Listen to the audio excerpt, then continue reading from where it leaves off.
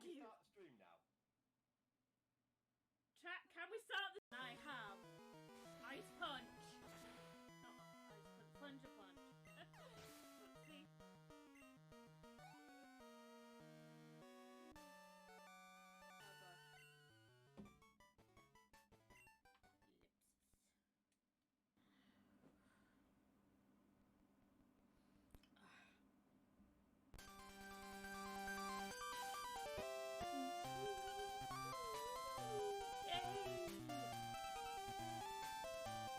Can someone clip this? Come on, yeah. Can I go this way now? No. Yeah. No. Yeah.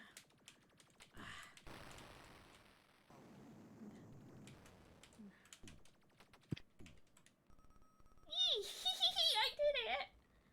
Yeah. Yeah. Yeah.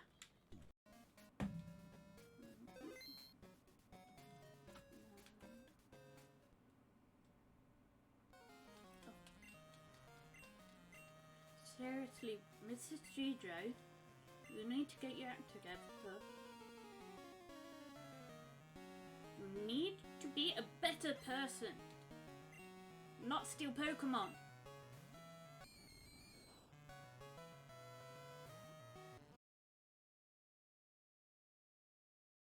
Audio! And we are live! I think. Maybe. Greetings and salutations. Oh gosh. So, hello Badger, and Hello, dear. And welcome to Podchaos. I hope you are home for a treat. Nope, I messed that up. Who cares? Everything's going wrong anyway. I have no idea what's happening. Well, there is a big announcement to come today, and you have no idea what it is. No. Which is quite fun. Oh gosh. Yep. I have my special juice ready. Yep, I have mine too. Slurpy Sorry, I'm slurp. just sat really. I look like the Hunchback of Notre Dame here. I'm like all crunched in. So I've got a puppy on the back of my neck. I don't know if you can see me because the green screen flickering, but. Yeah, riveting content. This, please tune in so you can see the cute pupper. Come here, Scamp. Yucky. There's the pupper. There it is. Every stream should have a pupper. Say hello, Scamp. Scamp, say hello. Hi. You Scamp. Hello. Right. Careful, guy. Sorry, I can sit better now. Right. It's fantastic. Thank you for inviting me on here today. It's an absolute honour. Yes! What's just happened?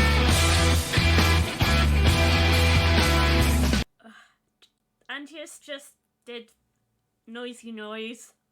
Noises. Thank you, Antius. Yeah, this is what we can expect, really. Yeah, this is fun. I'm here for the chaos. I'm not the one bringing it. All the chaos. So well, I'm here for it. This is Podchaos, after all. Yeah. And I'm going to stop pretending I actually know what I'm doing, because I don't. I just you do. Go with the flow, really. That's all I've ever done in my entire media career.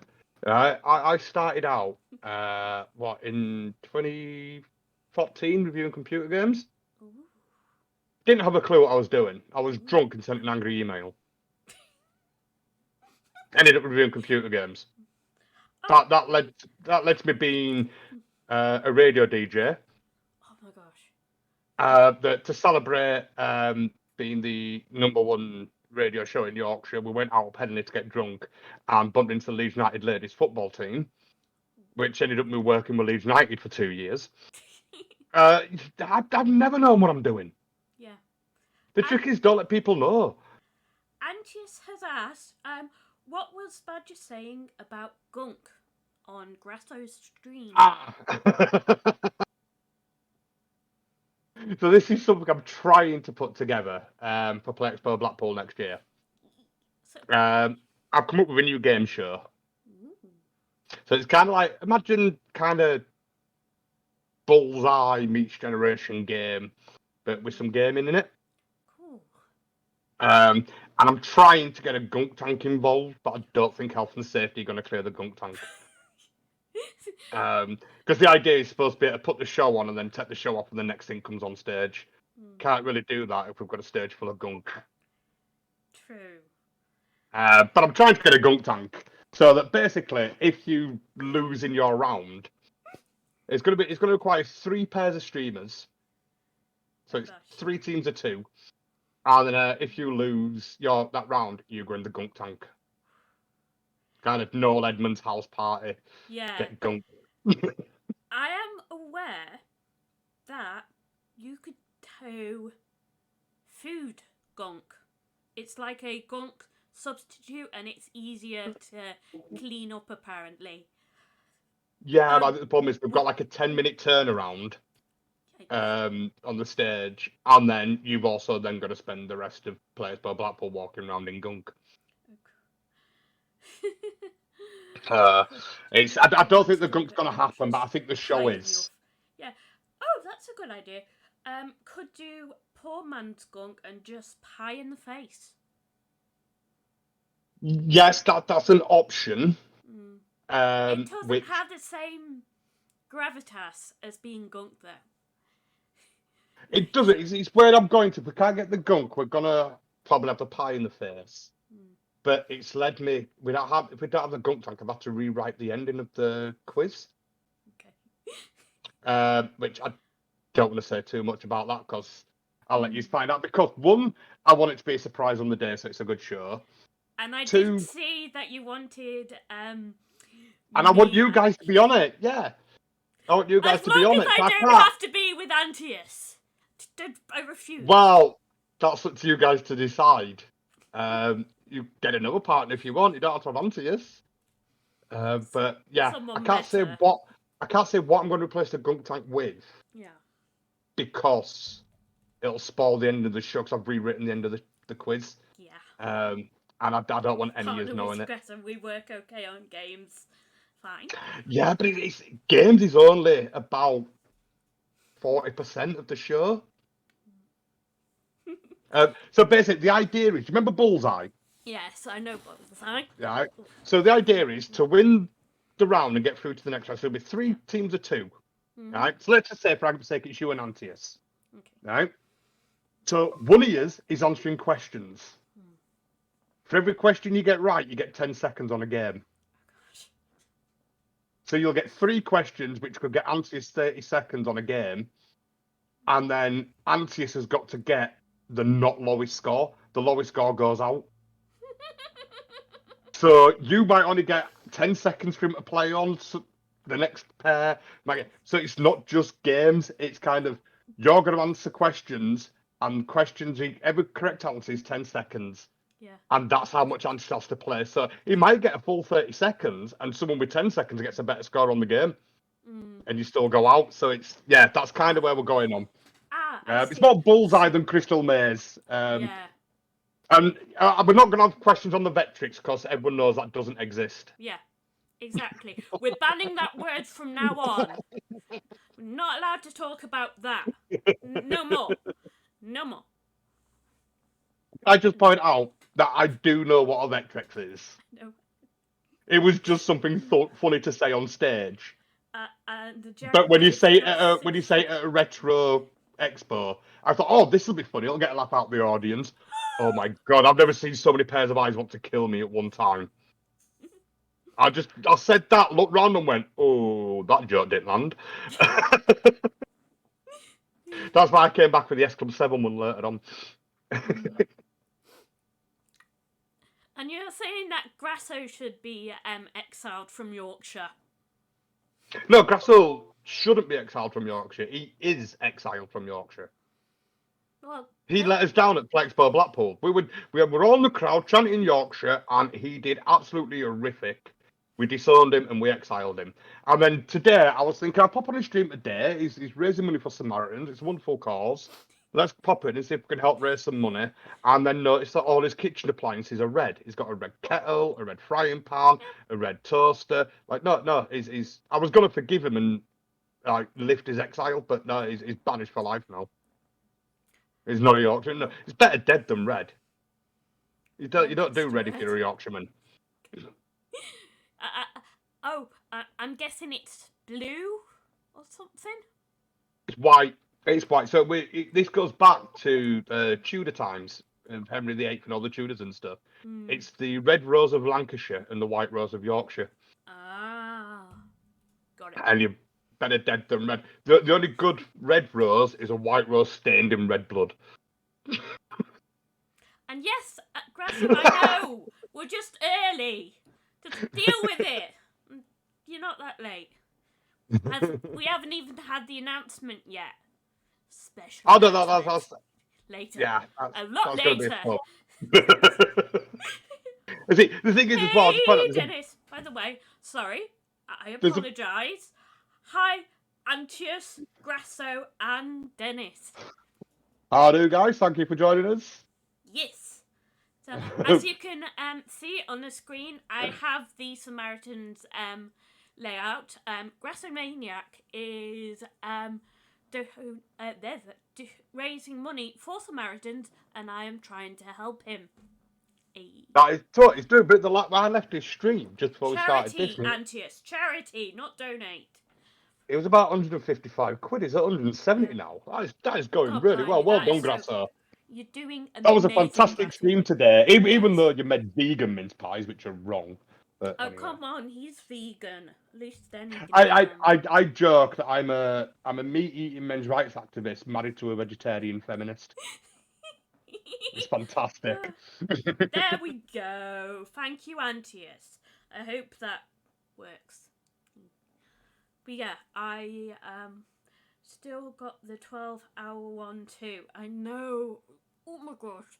And we're going to be supporting you until the very end. You know, even if you get past 200, it is Misfits Unite. I'll give you a bit of advice to Grassomaniac. I did a few years ago. I did a 24-hour stream for special effects.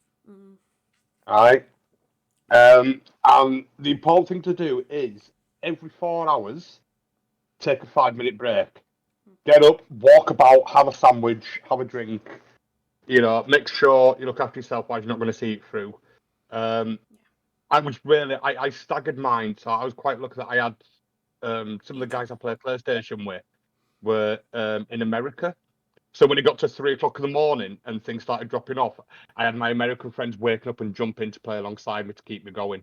Yeah, so important. But yeah, schedule your day. So you've got an hour of this game, an hour of that game, an hour of the next game. Make sure you have a break every 4 hours. Antis is right, Apple's are your friend. You're doing a 12-hour, 24 stream, Apple's are your friends. And don't they'll see you through it. And when I came off afterwards, make sure you've got the rest of the day after as well. Because when I came off my 24-hour stream, I was bouncing for about 2 hours, just the adrenaline. I mean, I would hoping to raise 250 quid in 24 hours, and we raised 1,200 quid. I was bouncing. My adrenaline was through the roof coming off stream. And then about an hour and a half after, I just crashed. So make sure self-care. Self-care is important. Every 4 hours, take a break, go for a walk around your house, have a bite to eat, a quick sandwich, and have a couple of hours afterwards just to let you process your emotions. You're going to make a shitload of money. You're going to be amazing. And you have to deal with that after. It's hard when you come off the stream. So make sure you've got a couple of hours and someone with you to just give you a cuddle and tell you've done a good job.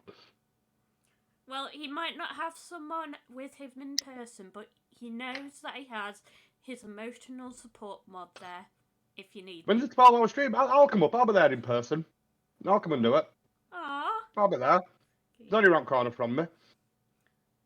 But yeah, we'll all be there for you, Grasso. Unfortunately, he doesn't have the next day free. Because that's when we're doing our Christmas special, potentially.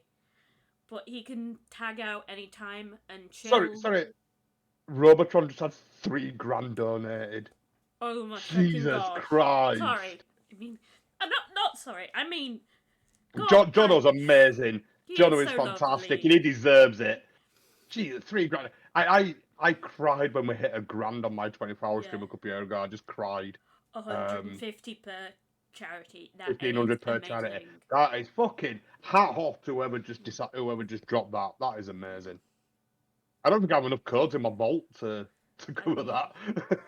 I'd be shocked. I'd be.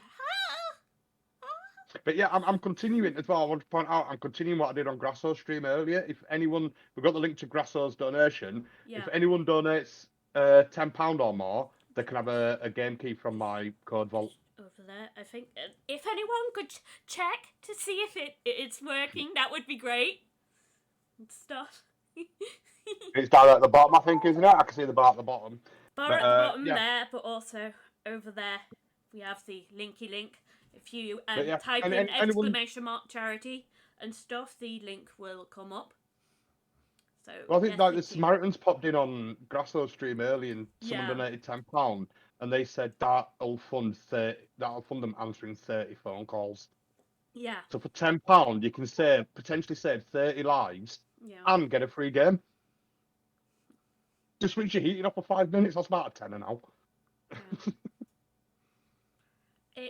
It is so difficult, and I admit, in 2018 I should have phoned them or anyone. I should have asked for help, but I wasn't in the right frame of mind, and I had to go to hospital and get some help there and stuff. And I did. I'm not ashamed of saying this. That I mentioned it on Grasso's stream earlier. Back in 2016, Samaritan saved my life. Gone through a bad breakup. I was struggling to get access to my 2 boys. Everything looked fucking bleak. I took a lot of booze, a lot of pills, and then like, I'll lay down, go to sleep, I'll never wake up again. It's fine. Everyone will be better off without me here. Yeah. And then for some reason, I don't know why, I rang Samaritans instead. And they taught me down. I called for an ambulance. I got sectioned for 2 weeks in a mental health unit. Yeah. But my life's been fantastic since then. Yeah. I bounced back, and it all started. I look back, and there's a lot of stuff I've done, and a lot of stuff I've changed, and got my life to where I'm really happy with it. But it all comes back to that one phone call with Samaritans. If I hadn't have called them, I'd have died that night. They genuinely saved my life that night. So anything I can do to help them is I'm here for. Yeah. So yeah, as I was saying, I went into a mental health institute at the time, and everyone agreed with me that it was because of the medication I was on. It was seriously messing with me so much. I was so ill and stuff, and I just couldn't. I couldn't. Well, this cope. is yeah. I'm glad I'm here too, Grasso. Otherwise, I wouldn't have met you. You amazing fucking human being, and I wouldn't have met Tara and Antius and Magathere and all that lot. But yeah, it's hard to be in that place, and I always say like I took meds. I got given meds when I was in the mental health unit, and they turned me into a fucking zombie. Yeah, I didn't get depressed, but I couldn't find anything funny. I didn't find anything great. I completely destroyed my life and rebuilt it. I Yeah. completely rebuilt myself and into what I wanted to be, and that's the best thing I've ever done. You know, a year later, I met the wonderful Kylie, who's now as of July this year my wife. I've a better father to my 2 kids. I'm a better friend. I'm a better performer, a better person all around. Just because I rebuilt myself. I always say I'm not a victim of mental health. I'm a survivor of it. Yeah. Because I don't have any of those problems anymore. I don't have any of that depression anymore. I have some low-lying background depression, but I don't think I'm worthy of things. Or like, I don't know, you've got me on here today talking to you, and it's like, why? There's better people out there to talk to. I don't think my story's that interesting, but I suppose when we talk about stuff like that, it is. Yeah.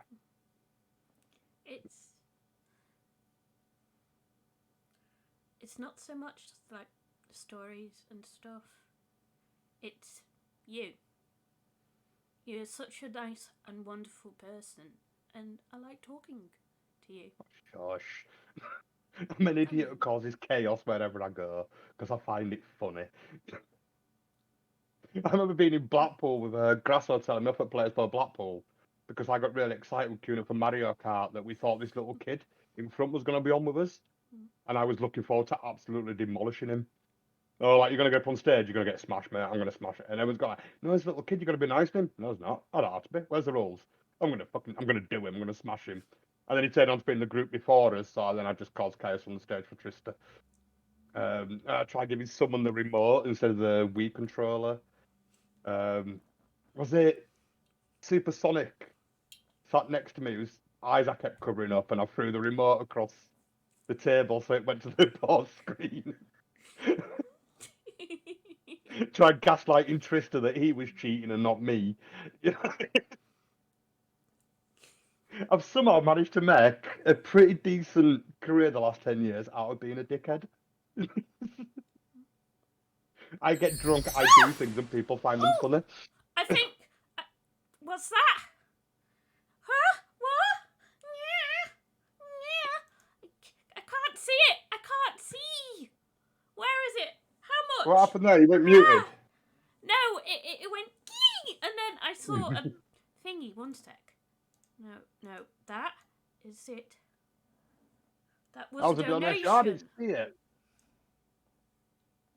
I don't see the donation. Okay. How much was it? So, where is it? If it doesn't come up. Just under. £9.31. Oh, it's just 70p short again. It's 69p short again in the game. Who did it? Reveal thyself. I'm trying to find. So, £9.31 is close enough. I'll give you a game. Whoever I'm not going to that share was. anyone means the hat counter resets. £9.31, you get a game. Okay. Send a direct message to Stop Up Presents on Twitter, and I'll sort you out with a game. Okay. Yeah, it had to be 69p short to make the total up, didn't it? Huh? Yeah. It was Antius? How could it be Antius? Antius can't afford it. Oh, it was you! It was Antius! Antius! Alright, DM me Antius, you get a game, fella. Yes. DM me, I'll sort your game out after this podcast. Anyone that donates £10 or more gets a game. I'm running short. I think I've only got about 170 codes left. Oh no! That is so terrible! I'm running out. Oh no! Thank you, Antius. Thank you, everyone. Thank you, fella. You're an absolute legend, mate. Oh gosh. So where were we? I've forgotten. My mind's gone blank now. All right, Thanks, I forgot where we were.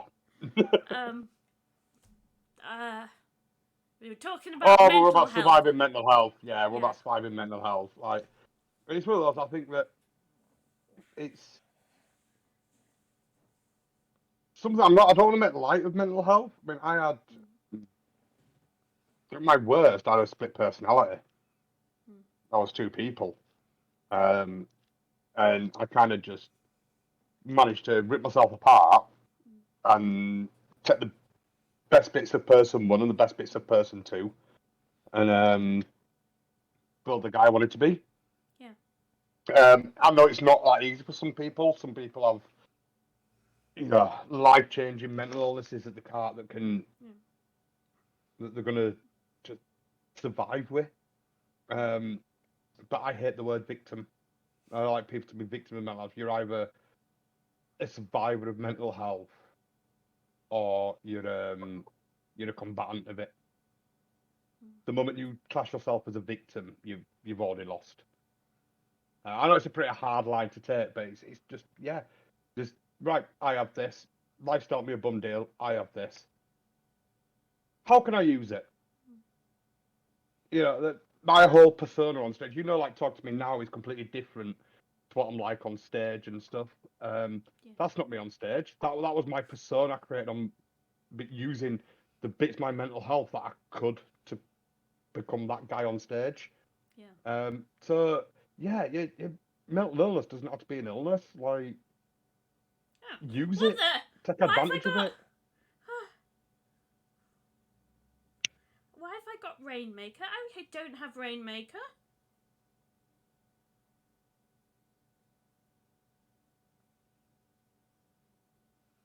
What the? What? When have I got Rainmaker? I'm I don't know what's going on. confused. I've not been on Twitch for 2 years, so Well, I don't know what's happening I broke that streak. I do here. apologise. No, it's fine. It's fine. Let's ask you a question. Why do you stream? That is an amazing story, and not a long Mm-hmm. one at all. Let's hear it then. Come on. About 2 years ago now, my birthday was coming up, and I felt like I hadn't achieved anything. Like, it was lockdown. I couldn't do much, and I'd been watching a load of streamers, and I always thought Twitch is for young kids, but I was wrong. I was very wrong, and Auntie has helped me set all of this up. I have a computer here that he built for me, and showed this. Getting emotional just thinking about it. Here goes. Slowly but surely, I started streaming. I asked a lot of people, like, what should I do? What should be my thing? What I didn't What makes know. you different to the millions out there that are doing it? Yeah. Yeah, and Mm-hmm. it was Pokemon. Mm-hmm. I That's the have first thing I always think about when I think of you is Pokemon. Yeah. when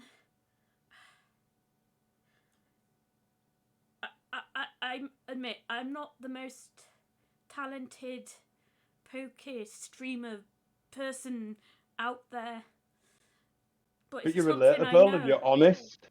I You're just relatable and you're honest, and that's why you've got all these wonderful people around you. thank you, but I just like the game, and I keep coming up with weird ideas for it. Like, Yeah. usually, as you probably know, Pokemon is meant to be run with quite a lot of Pokemon. You're meant to Mm-hmm. catch them all. I don't catch them all. At best, I catch 3.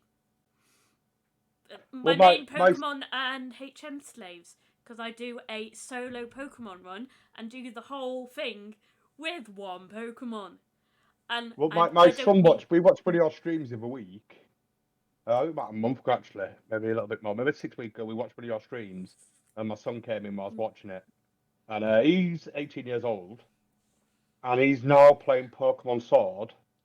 But he's only allowed to use his 6 starters, the first 6 Pokemon he catches, You're using and then mine. Using and my then idea.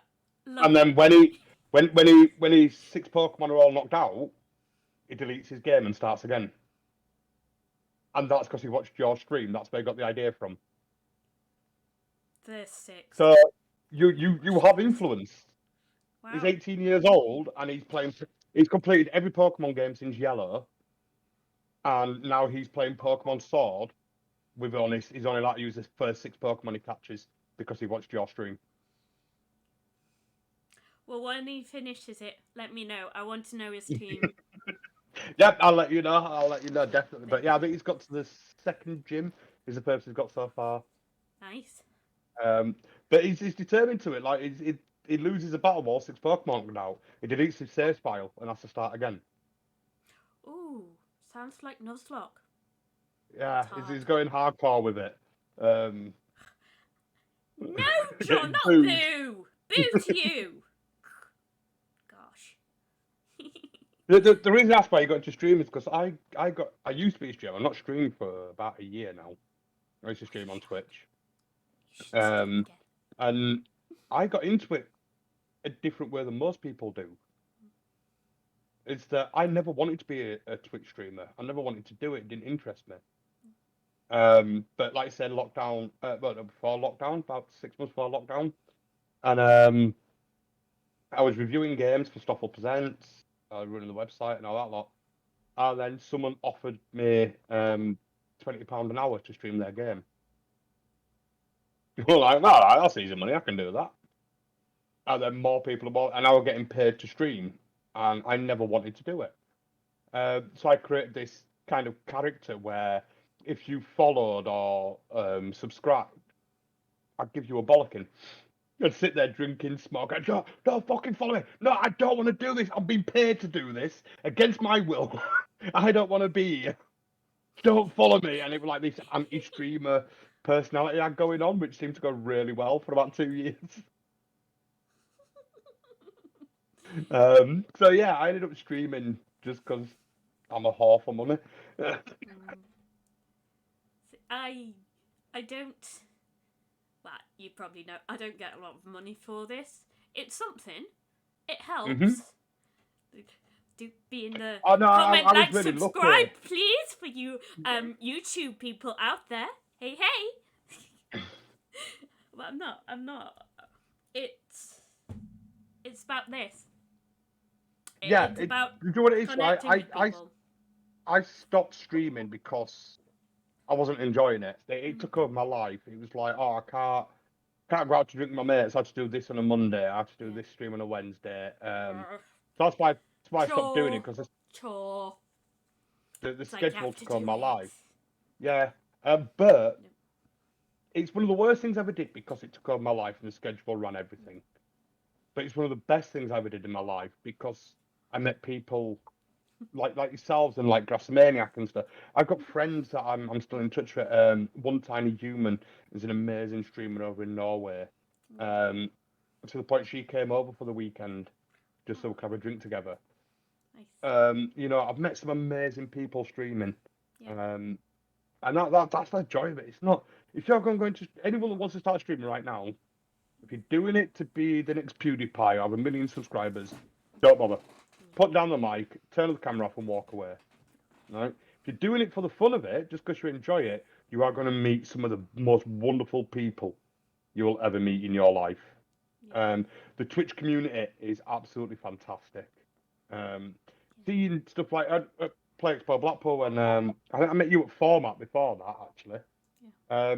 But at Blackpool when I met Grassomaniac and Mega Theory and Supersonic JM, and it's seeing those people, even though I didn't know them in Blackpool, you could tell these are genuine friends who've got each other's backs.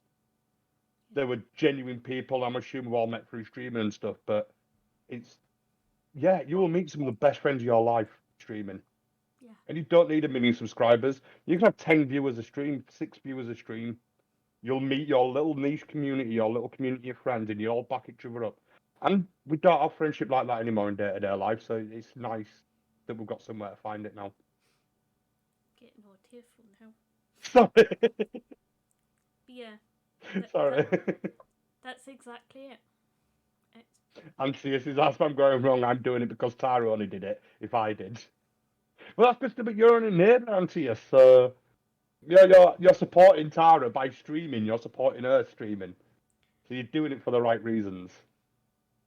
And I think you enjoy it, Antius. Otherwise, you wouldn't do it as much as you do, and you are a good streamer. Well, yeah, I enjoyed streaming. I really enjoyed it, and then as soon as I stopped enjoying it, I stopped doing it. It's this getting thing with a that lot. game. It's getting This the games you like, and sometimes it's so hard and stuff. And when I tried to play, stream Stray, and it's such a wonderful game. And thank you again, I Grasso, hate Stray. for I hate getting Stray. it. Oh, but I was so emotional, I couldn't do it, and I kept like killing the cat, with those weird things and stuff, and I couldn't do it. I was like, nope. Yeah. One And see, the thing is, stream, I was streamed for half an hour, and I just couldn't find my way because I'm notorious for getting lost in real life and in games. I have a well, this is terrible sense of direction. So I'm like, no, I can't. I'm gonna play it. I'm gonna play the rest of the game, but I'm not gonna stream it because I well, missed going out on back to most saying of it. earlier, like, why you're a Pokemon streamer primarily and stuff, and what's your niche on Twitch and stuff. Mine was playing unreleased games. I was streaming games a week, maybe 2 weeks before they came out. Nice. Because I was in the privileged position running Stoffel Presents that I was getting games to review. So I'd ask permission, and it's like, oh yeah, well you can stream up to this point, or don't stream past the first act, kind of thing. Um, so and then sometimes I was getting paid for that as well. Nice. So I was quite lucky that that was my niche. Was unreleased. The downside of that was I never got to choose what I played.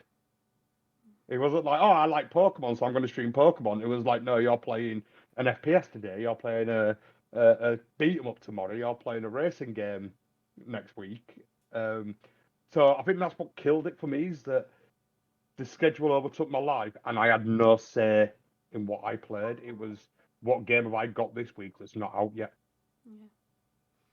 and that's what killed it for me. I stopped enjoying it. Yeah. Um, but I've never lost touch with the friends that I met. Cool. Which kind of, yeah, I think falling out of love with things kind of brings us along to the big announcement. Really? Yeah, Are you sure? that's a good We segue. only apparently my phone says we have 6 viewers, so we may want to wait a little tiny. Why don't we do it on the hour? Let's do it We'll at do it on the 5 hour. o'clock. We'll do it at Nice, 5 o'clock. All right, then. nice round sort of number and stuff. So we will talk about between now and 5 o'clock then. Oh, I know. I almost forgot to ask you the most important question ever. Go on. Go on. What is your favourite sandwich? Oh, that's easy. Tuna mayo with sweet corn and onion. What bread? Always white. Grubby white bread. I'm a supremacist. No, actually, tell you what, it depends, right? General day to day, tuna mayo, sweet corn and onion. Got that nice creaminess, but a crunch to it. Mm-hmm. Right. In a baguette if possible, or white bread. But if I'm hungover, it's the triple threat: Triple threat? sausage, spam, bacon, and mushroom with brown sauce. The triple pork threat. If that can't revive you, no one will. Fair. That's the thing that brings you back to life.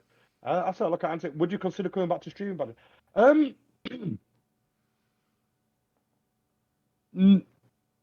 Yes, if my life circumstances changed, it's always in the back pocket. It's something I know I'm good at and something I could come back to. It's something I could pick up. Like, not mean pick up where I left off. I'm still going to build that audience again and rebuild that brand kind of thing. But yeah, it's kind of like a plan B. If my life goes to shit, then I've got this to fall back on. I think I can actually see you enjoying Antstream. What is your opinion on Antstream? I absolutely love Antstream. The only reason I'm not subscribed to it is because I'm not a pirate. I love game preservation. It's all about game preservation. Yeah. That's why I have an Android box with 17,000 games on it plugged into my TV. It's not piracy. It's game preservation. Yeah. Yeah, the only reason I'm not signed up to Antstream is because I've got an Android box with 17,000 games on Nice. hooked up to my TV. But I did at Plexpo. I actually met a guy called Phil and Chris, two guys. I think Phil's online name is Yellow Belly. Oh yeah, I know Yellow Belly. Yeah, Nice I guy. interviewed them not this year, last year at Plexpo Blackpool because they just released Bug Quest on the Atari 2600, I think it was, or the Atari ST. Yeah. And then I found this whole community exists of releasing games on CPC 464. That was it. Yeah. And yeah, this whole community exists releasing games on dead systems. Like I know one of my good friends is Quang. I was on Quang stage is with Place for awesome, Blackpool. yeah. He's making Game Boy games.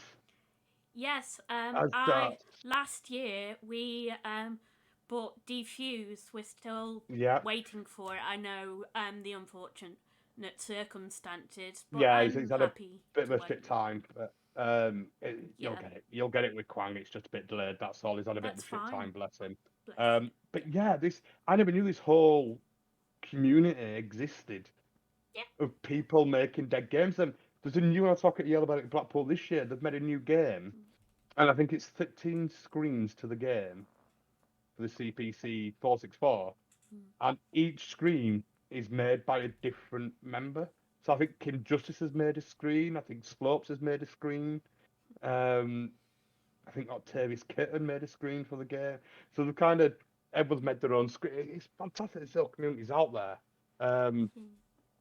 But yeah, going back to answer this question, yeah, I streaming that it's not. I've closed the door on it, but I've not locked it. If that makes sense. Yeah. It's there. I mean, with this sort of thing, you sort of put your little toe through the door, so to say. Yeah, I mean, this is this thing. I've always said for years, like I'm good at being on camera. I don't sound big because I'm not egotistical or anything, but I'm good at being on camera. I'm really good at interviewing people. Yeah. But I should have stopped being on camera 10 years ago.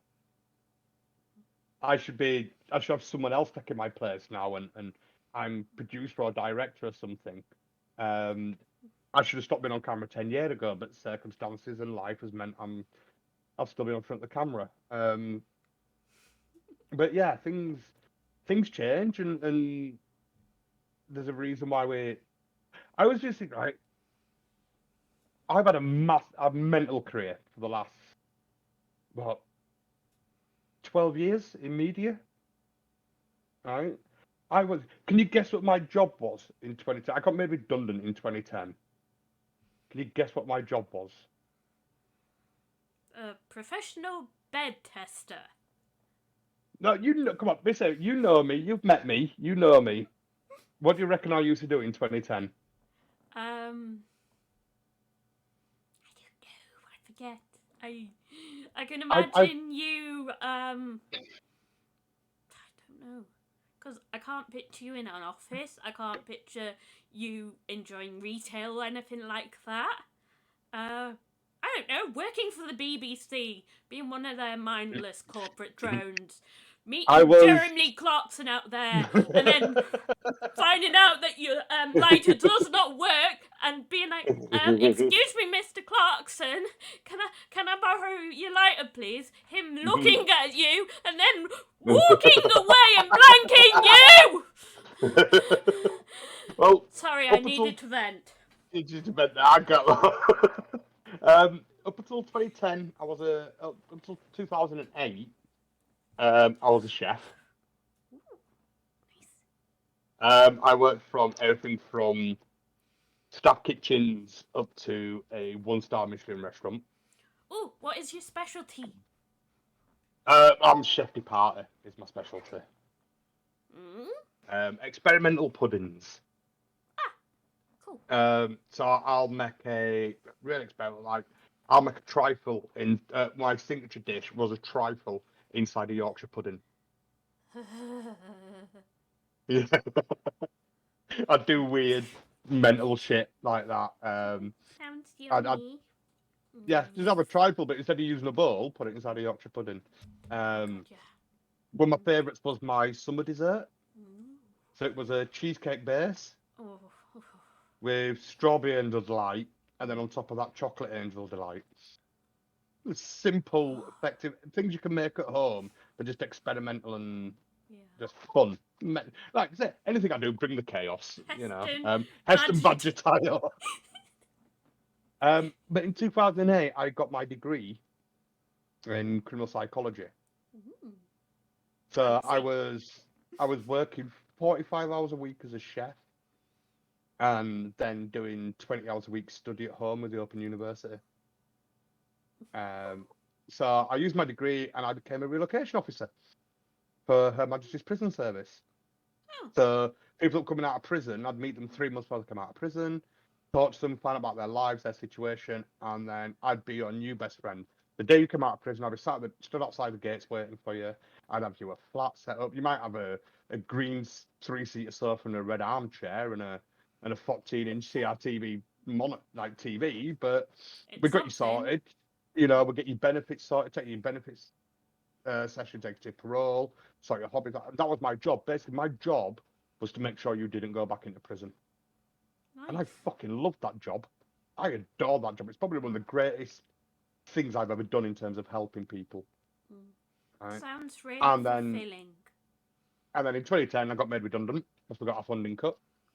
And that's 2 months later I got really drunk and I was pissed off at a review. So I emailed the website who reviewed the game, told them the review shit, and they went, "Well, there's a code. You do better." So I did better, and they paid me 50 quid, and I did that for another 2 years, just freelance reviewing. Yeah. Got a job as a digital content creator because I just absolutely blagged it. Mm. Told the guy I'm the best guy he's ever going to meet. I'm the best person for the job. Mm-hmm. All bullshit. Didn't know what the fuck I was doing. Got the job. Spent 2 years in that job. Still not sure to this day if I got fired or I quit. I think I quit at the same time he fired me. So not sure how that went down. But I left that it was 10-minute walk from my house.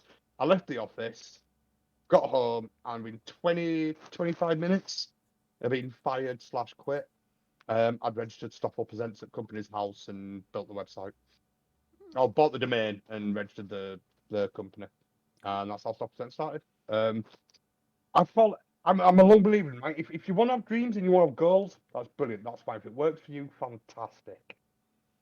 But if you dream that you want to be this in 20 years' time, and you focus all your time on being that one thing you want to be in 20 years, you're going to miss so much adventure and so much fun on the way.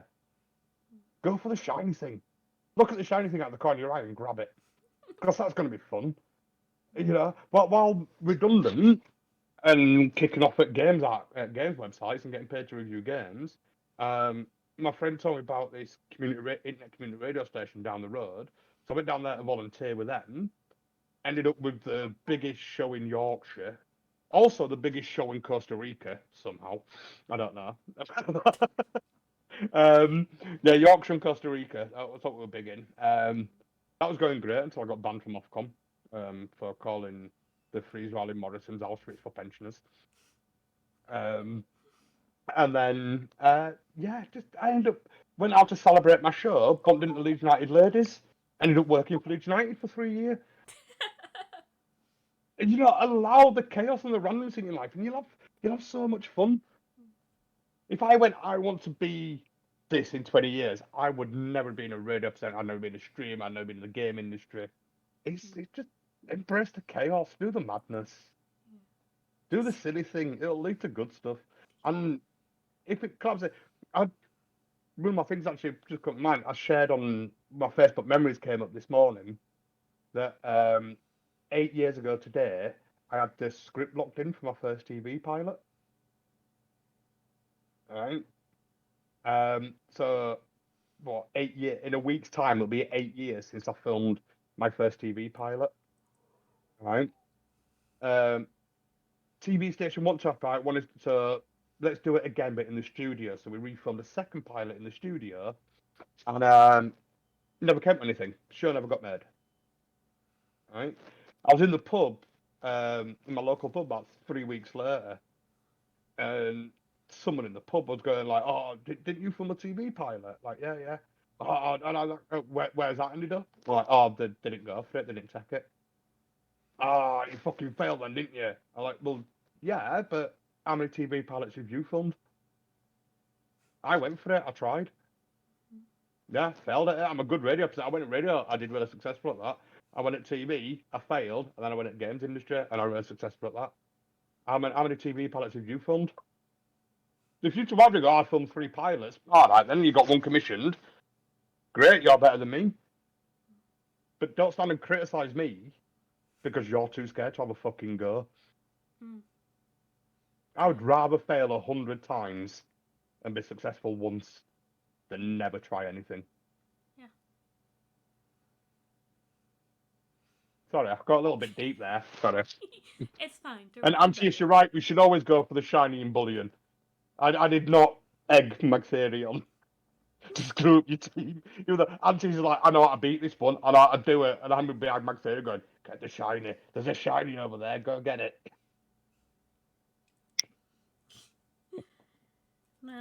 Oh. Sorry, I'm getting quite deep and emotional. Sorry. It is fine. Don't worry about it. If It's you want fine, to it's be just- deep and emotional, it's fine. If you want to be happy and carefree, it's also fine. You know? The thing is, I suppose I'm being quite deep and emotional today because I'm so happy. If that makes sense. Yeah. My life is so much more amazing than I could ever dream it would be.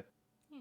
I'm in a place that I never thought I'd get to, and so I can kind of healthily look back and go, oh, that bit that I thought was brilliant. No, I was mentally ill and fucking manic. Why did no one stop me? Or this bit that was brilliant was like, yeah, I worked hard for that, and that was shit because you failed it and it went wrong. Yeah, but I tried, didn't I? Exactly. I gave it a go. Which kind of neatly at 16:59 brings us to the announcement. Okay. Come on. Preparing myself now. Shall we do a drum roll? Drum roll. Drum roll. As of the end of this podcast, I mean, when this podcast ends, everything Stoffel Presents ends. Oh, no more stuff there. It's gone. Gone. Done. Why? I'm walking away. Why? Looking at the shiny thing. Picking up the shiny thing and taking the next adventure. Which is? I have Stoffel Presents takes a lot of time. It's a one-man thing. I'm sure you can appreciate being a streamer takes a lot of your time up and a lot of your day up. Yeah. Planning your streams and doing everything. Running a website is even more. Mm-hmm. Going to find the codes and review the game. It's only me. It's only me that does it. So I'm going to play 80 hours a week of games and then 20 hours a week write about them and stuff.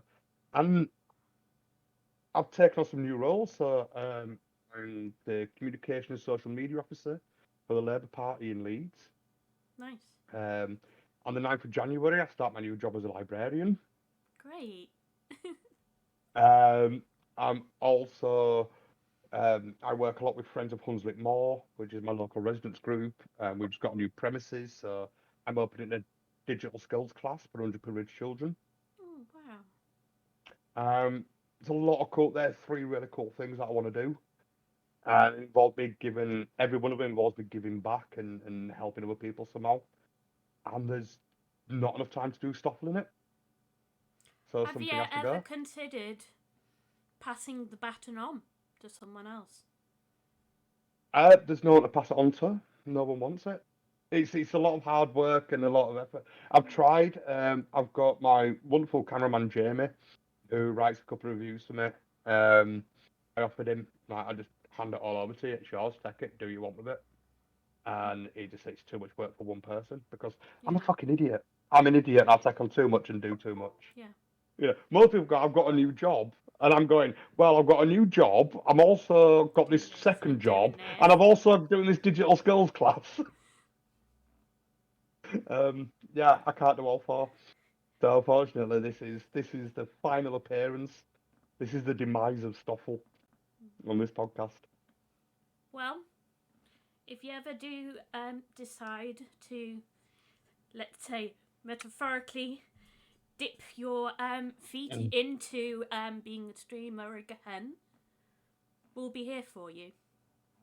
Oh, no, you're an amazing community, fantastic friends, and it doesn't mean that I'm not I've gone away forever. And I'm just like, right, this is it. I'm done. You're never going to hear from me again. I'm still putting the show together for Blackpool, trying to put the show together for Blackpool. Going to be at Format. I'm going to be at Play Expo. I'm not Yeah. going to be at EGX. I'm not going to be at Gamescom. I'm not going to be at Pocket Gamer Connect. I'm not going to be Insomnia or Game Dev London. But I might pop up from time to time on people's streams and pop in as a guest and play a game or something on stream with someone. Or That would be um, nice. I was going to be around. I was going to be talking to you and still keep in touch. We're going to be at Format. And we're going to be at Play Expo. But yeah, just in terms of Stoffel being a voice for indie developers and a platform for indie games to get out there, Yeah. nah, it's going bye bye. That's the admin I was doing today. I was shutting down Stoffel Presents on Company's House. Mhm. That makes sense. Oh, hey, Gasketman. Grasso, get in touch with me. There's some amazing jobs going in Leeds City Council at the moment. They're on a massive drive. I'm sure there's something in there for you. Yeah. Um, I know, Grasso, you're feeling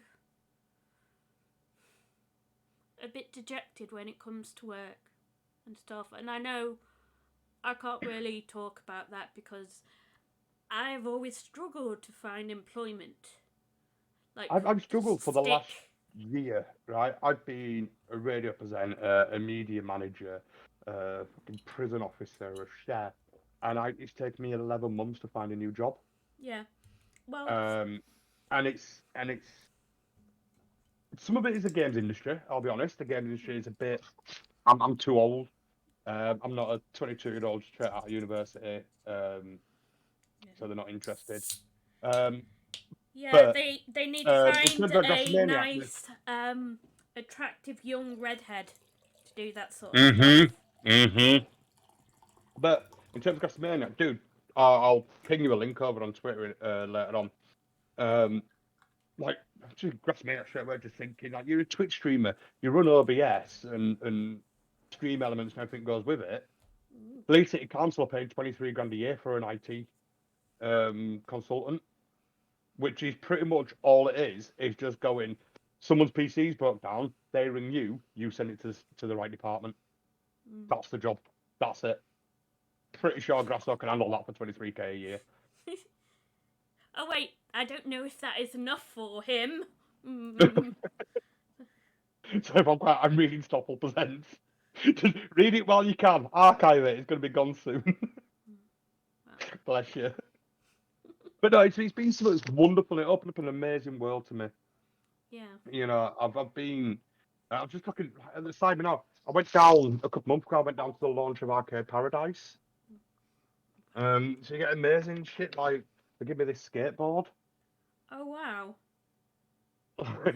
This is fantastic. The stairs up to my bedroom are full. It's called the Stoffel Museum, and it's full of stuff that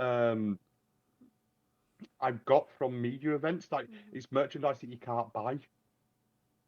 Stuff that was given away as like merch at media events. So I've got a museum full of my favorite games, and so I've got like RP Golf Legends is sealed Nintendo copy because it wasn't on sale. It was on sale digitally in the UK and Europe. So the developer in Japan sent me a sealed copy of the Japanese version. Wow. So I've put it in a box frame and it's on my wall. Same with Hyper Parasite on the Switch. That's in a box frame on my wall. So I've got these amazing memories of these fantastic stuff I've done. But yeah, it's just time to move on. It's time to. There's a new shiny thing, and I'm off to go do that. Cool. Well. I've done Stoffel since well, 2017. I've done Stoffel, and it's always been about me and I want to create this platform for indie developers. I want to give indie developers a voice. I want to do this. And now it's time to go do things for other people. I'm going to go. My job as a librarian is kind of a hybrid job. I'm part librarian, part helping with benefit advice. So if you go to your local, I don't know it's like where you are, but in Leeds, all our libraries are community hubs. So you can go in and get a book out, or you can go in and get advice on housing benefit or council tax benefit. You can apply for council housing. So one day I might be helping people with council housing. The next day I'm reading story and rhyme time to 5-year-olds. It just sounds like an amazing job. I can't wait to get started on it. But it's Oh, giving back. I have my local residents association that I volunteer nice. with, and Oh, then the Labour Party. So yeah, it's about stopping me. I've been selfish for a few years now,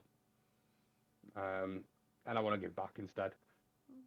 So yeah, Stoffel has to go, unfortunately. well, You look like you're about to start crying. Sorry.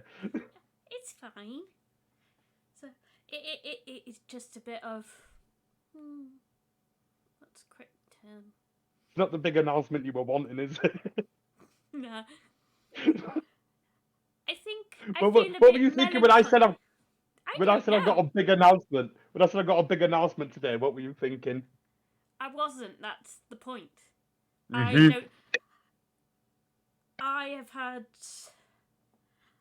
a lot of news ranging from good to bad to what type of news. Um, I think melancholy. I Use the word really melancholy. Melancholy is the right word for it because yeah. he's I feel he's melancholy sad. about it, but not. Oh, it's terrible. It's gone. It's like It's sad that I'm putting into oh, Stockport, but but it's for the still right reasons. exactly. It's I'm It's going had off on a its new run. adventure. You've Yeah, you've done it. You've given it a lot of time, a lot of effort, and now it's gonna go away. It's going you know to I got an go indie into game the that archives and stuff. no one had ever heard of in the UK. No one ever heard of it. There was no market, no nothing for it, and it was second in the Nintendo downloads for a week. Wow. I've done my job. If it's just that one game, I did my job, Yeah. and I'm proud of what I created. I'm proud of what I've done, but it's Yeah. nothing lasts forever, and it's time to. It's There's time a to shiny move on. there's a shiny thing over there, and I need to go see what that adventure is because Exactly. God knows where it's going to end up. Yeah. Oh There's wow. also the other thing of that I'm making plans. The reason I've taken the role on as communication social media manager for the Labour Party in Leeds is that I want to be an MP by the time I'm 50. Wow. So That I've got 8 years to learn about how politics work and at a grassroots level. We're on course at the moment. I've just finished some training last week, so that I might be running for councillor in 2 years' time. well, A if couple I of years was as in your councillor area, and I then run would for probably MP. vote for you, but So, unfortunately, I'm thank you. not. But yeah, so that's the plan. Is That is so weird you know because I when think I I was think younger, I put a was book on your very, head. very tempted to go into politics. hmm I know, So me, right? I think Lord Badgercast, the honourable member for Go Fuck Yourself, has a nice ring to it in the House of Parliament.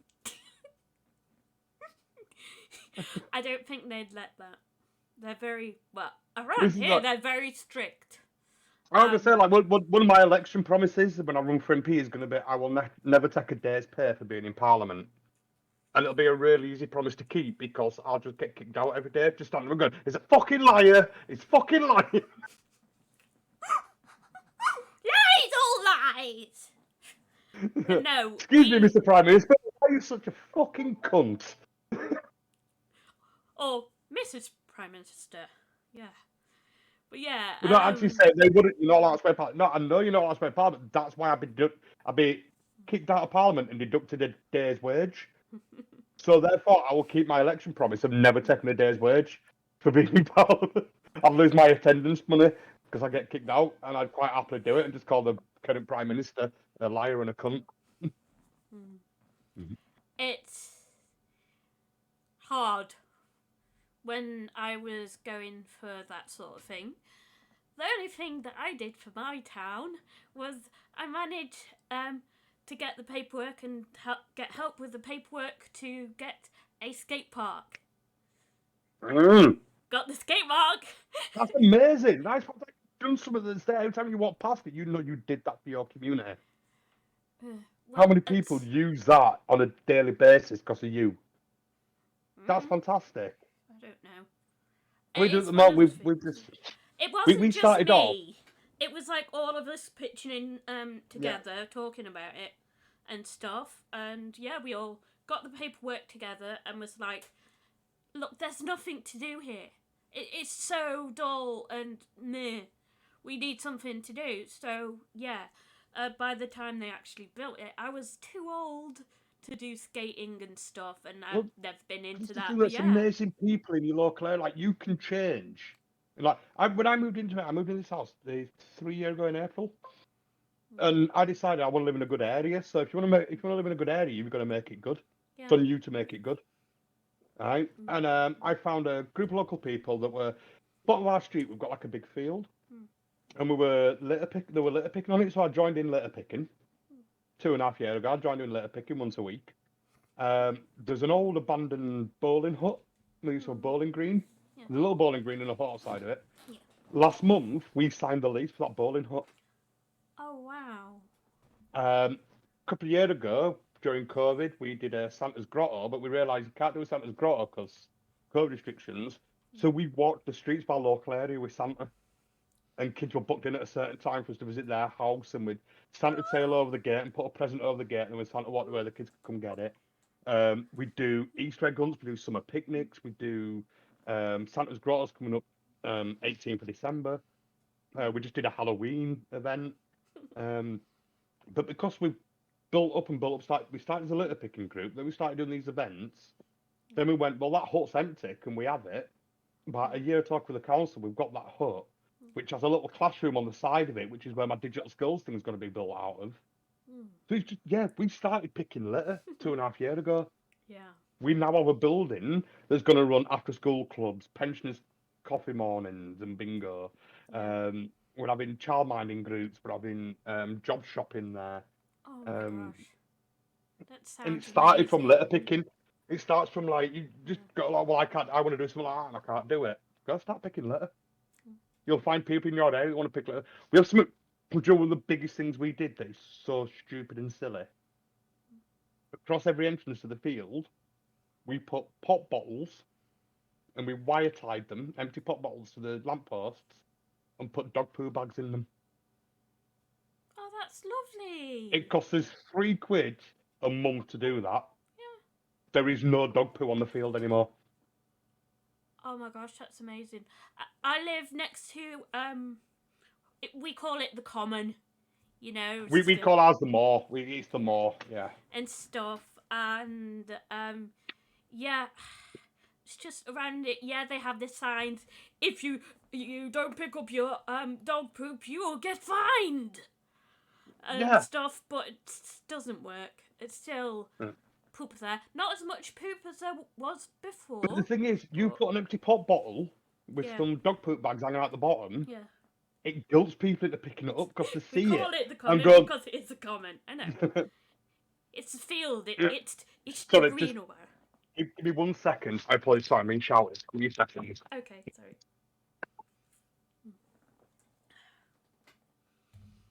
Yeah. So I'm jealous. Head. Yeah. How is everyone doing today anyway? I hope you guys are okay. Stuff. I know sometimes we can get a little bit deep. And if you guys ever want to chat to me, I'm here for you as well. So you know, you guys have helped me so much, and I appreciate that. Being deep. Oh, someone a liar. Calling Boris a liar. Oh gosh, it was yes, awesome. Try to remember how to download a website.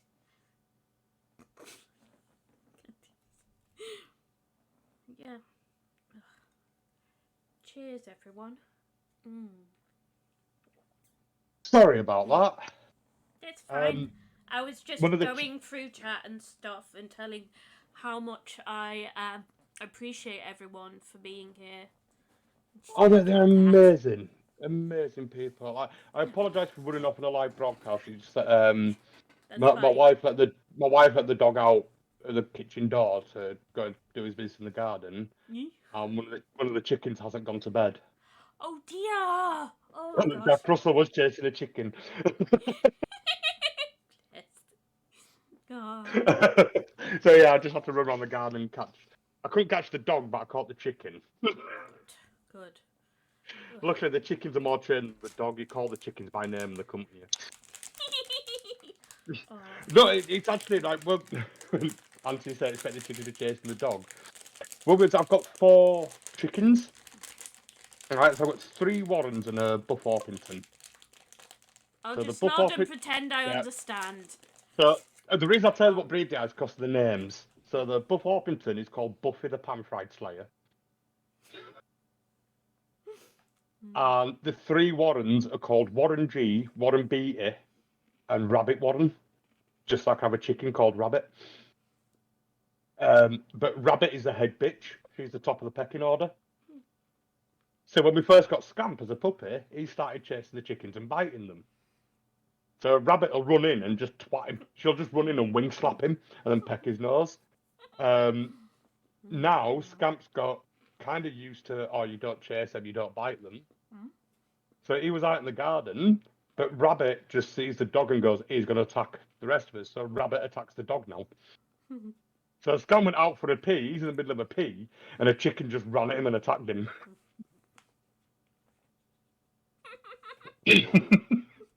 So I had to run out and pick up Rabbit and just go like, don't hit the dog, he's not hitting you. And Scamp's looking at me like, I didn't do all, I'm just having a pee.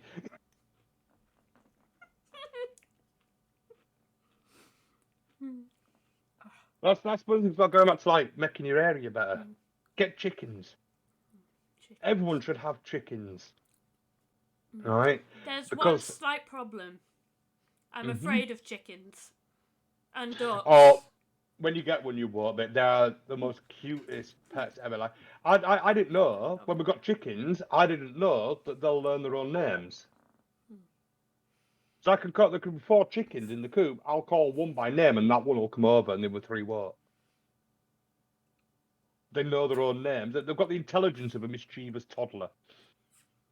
Right? But honestly, it costs like 10 quid to have a chicken. I built my chicken run out of wood pallets that were being abandoned. Cost like 8 quid to put some chicken mesh around it. Right? And yeah, it costs a tenner a chicken. I have 0 food waste. Anything left in our plates at the end of the day, we throw in the chicken coop and they eat it. And we get an egg off each chicken every morning. Like it's the most environmentally thing you could do is have a chicken. I mean, we've got 4. My friend came down, fell in love. We got 3 at first. My friend came down, fell in love with them, and then he got 3. Then we got another one each without telling my wife, which was a fun day. Which came down, saw an extra chicken. And then yeah, he's now got 11. I don't have the space for 11. I've got space. I could probably fit two, maybe 3 more in my chicken coop, but 4's enough. We get 4 eggs every day, and we have no food waste. You can't get more environmentally friendly than that. We get Not 3 really, eggs, no. and we don't waste food. Apparently, once a chicken is latched on, it'll do it for the rest of its life.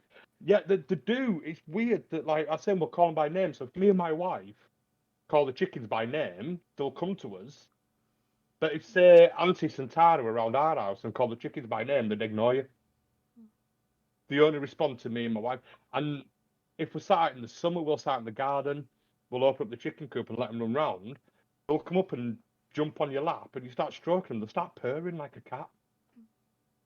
They're amazing creatures. I didn't know how amazing chickens were. I just thought we'll get rid of food waste and we'll get 3 eggs. So yeah, buy chickens. Everyone should own at least 1 chicken. It's one of the best things you can do. I'm not sure our garden is suitable enough for chickens at the moment.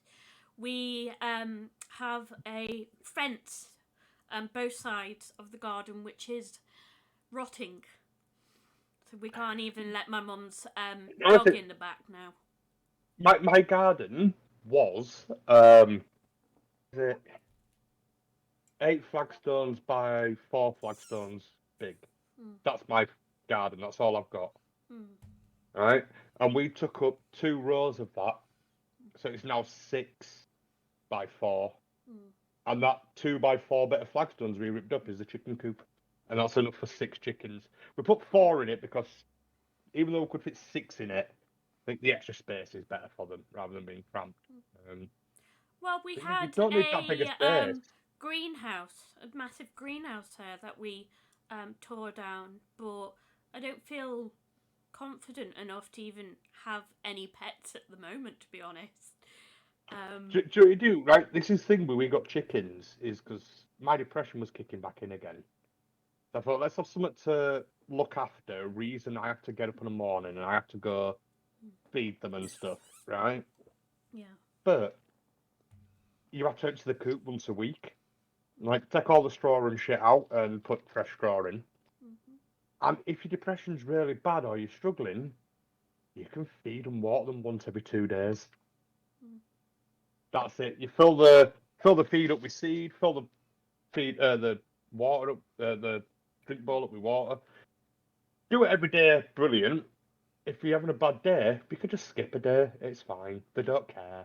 Not like you have to take them for a walk. I mean, we do have chicken leads. We do take them for a walk Oh. down to the moor, so they can hunt for bugs and stuff. But yeah, it's chickens. It's not like you can go out in the morning, just get the eggs out, and just go. Yeah, I'm not dealing with it today. As long as they've got seed and water, they don't care. They're fine. Well, maybe once when we can sort the sort of fences out and stuff around there, then we might. Though I am very, very tempted to get a llama. I really want a llama. You know, that's difficult to look after. I did look at that. I did look at a llama because I thought it'd be fun to have a llama. Or an alpaca.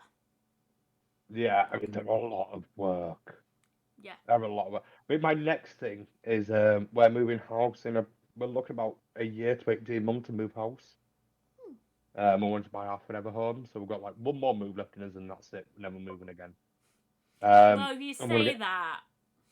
No. We said when we bought this house 2.5 years ago, we said this is the step to our forever home. So we need a house with one more room in it, so I can have an office. And we need a big back garden. Yeah. So I can have my chickens, we've got a patio, we can sit out and drink on our deck and whatever. A veg plot, so I can grow my own veg. At the bottom of the garden, I want a little building and a beehive. And the next thing is going to be a beehive so that I can start making my own mead. Nice. I'm going to make vodka from. I'm going to grow potatoes and make vodka from potato skins and have beehive that the bees will pollinate the veg. The chicken crap goes onto the veg to produce. So we'll get amazing veg, and then the honey from the bees goes into the distillery hut, and I'll make mead and I'll make vodka from the potatoes. And yeah, what more do I want? I've got bees. They give me food and they give me booze. They're the best animals in the world. Saying that, Antis doesn't like honey, but I love it. Honey. See, my wife don't like honey either, but I think it's fucking amazing. I love honey. I'm a pagan, so honey mead. That's just straight what I go. It's like, yeah, I like a bit of honey in a cup of tea. I like a bit of honey on toast, but honey in my porridge. But put honey in mead. Fuck yeah, I'm there. Honey mead. We're also gonna have a blackcurrant. We're gonna build a blackcurrant bush as well, so we can have blackcurrant mead.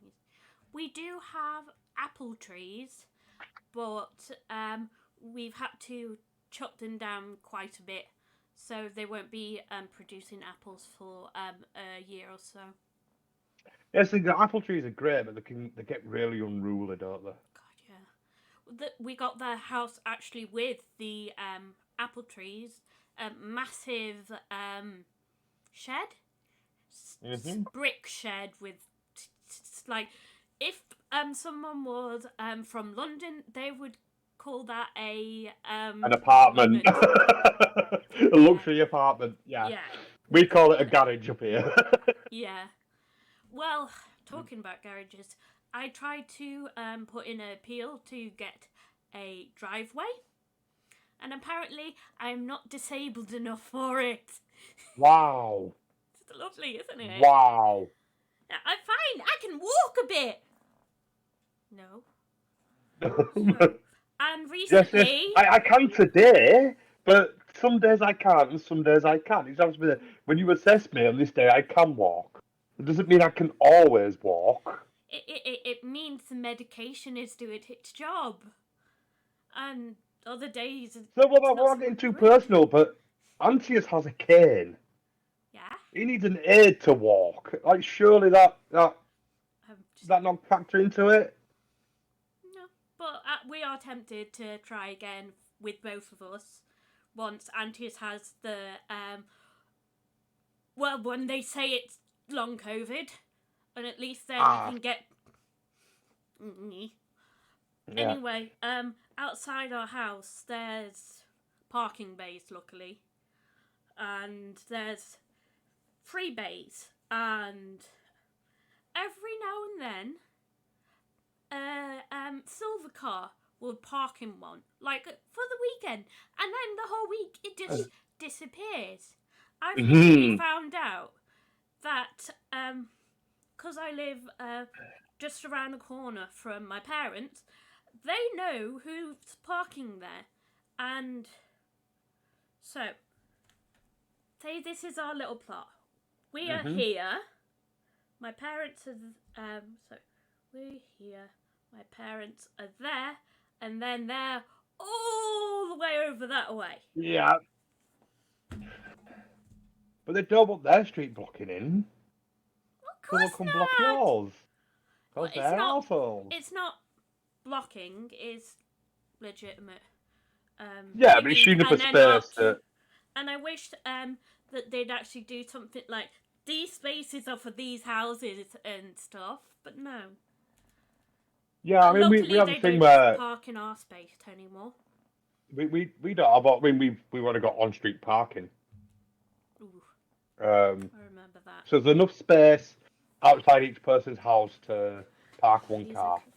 are Yeah, there's a council that do that. So like, there's one space. There's enough for a car outside each house. But my neighbour has 2 cars.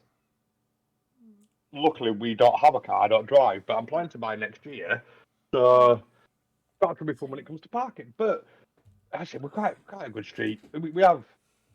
It's one thing I'm big on going back to like friends with funds a bit more and stuff that I do. I want to live in a good area.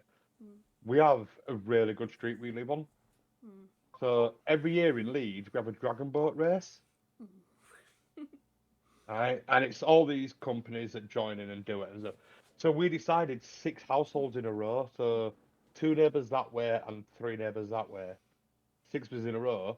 Joined the dragon boat race and raised 1,500 quid. Just shot 1,467 pound, I think it was. For St Gemma's Hospice, which is it's palliative care. So people are terminally ill, leave hospital, go to this hospice, and like cancer, they'll die there, but they get the best care in the world and stuff. So yeah, we raised like 1,500 quid for them. But that was great. But it was that thing of like, how many people do you know that have 6 neighbours in a row just join in for a day out rowing a boat and raising money? Yeah. I'm really like, it's one thing I'm gonna miss. Like this house isn't big enough for us, so we're gonna move in a year or so. But I'm gonna miss the people that we have round us. With houses, they had to pay for theirs themselves. What? Oh gosh. Actually, it's a council estate. The council paid the flats have driveways, but to other people with houses had to pay. That makes no sense. No. I mean, we have similar down the back end of the mall. We have 2 blocks of high-rise flats. So they have a car park in front. Monday to Friday, they'll go to work, come home from work, and they can't park the car in the car park because we're about 10-15 minute walk from the city centre. So instead of paying like £3 an hour parking in Leeds, or £5 an hour, whatever it is now, they'll come park in the car park near the block of flats and walk into town, and then walk back out again and come home. So it's like they're not parking spaces; they're resident spaces. Yeah. Which I think you should have nationwide. It should be permitted. We have. I'm about a 20-minute walk away from Ellen Road, which is Leeds United's football ground.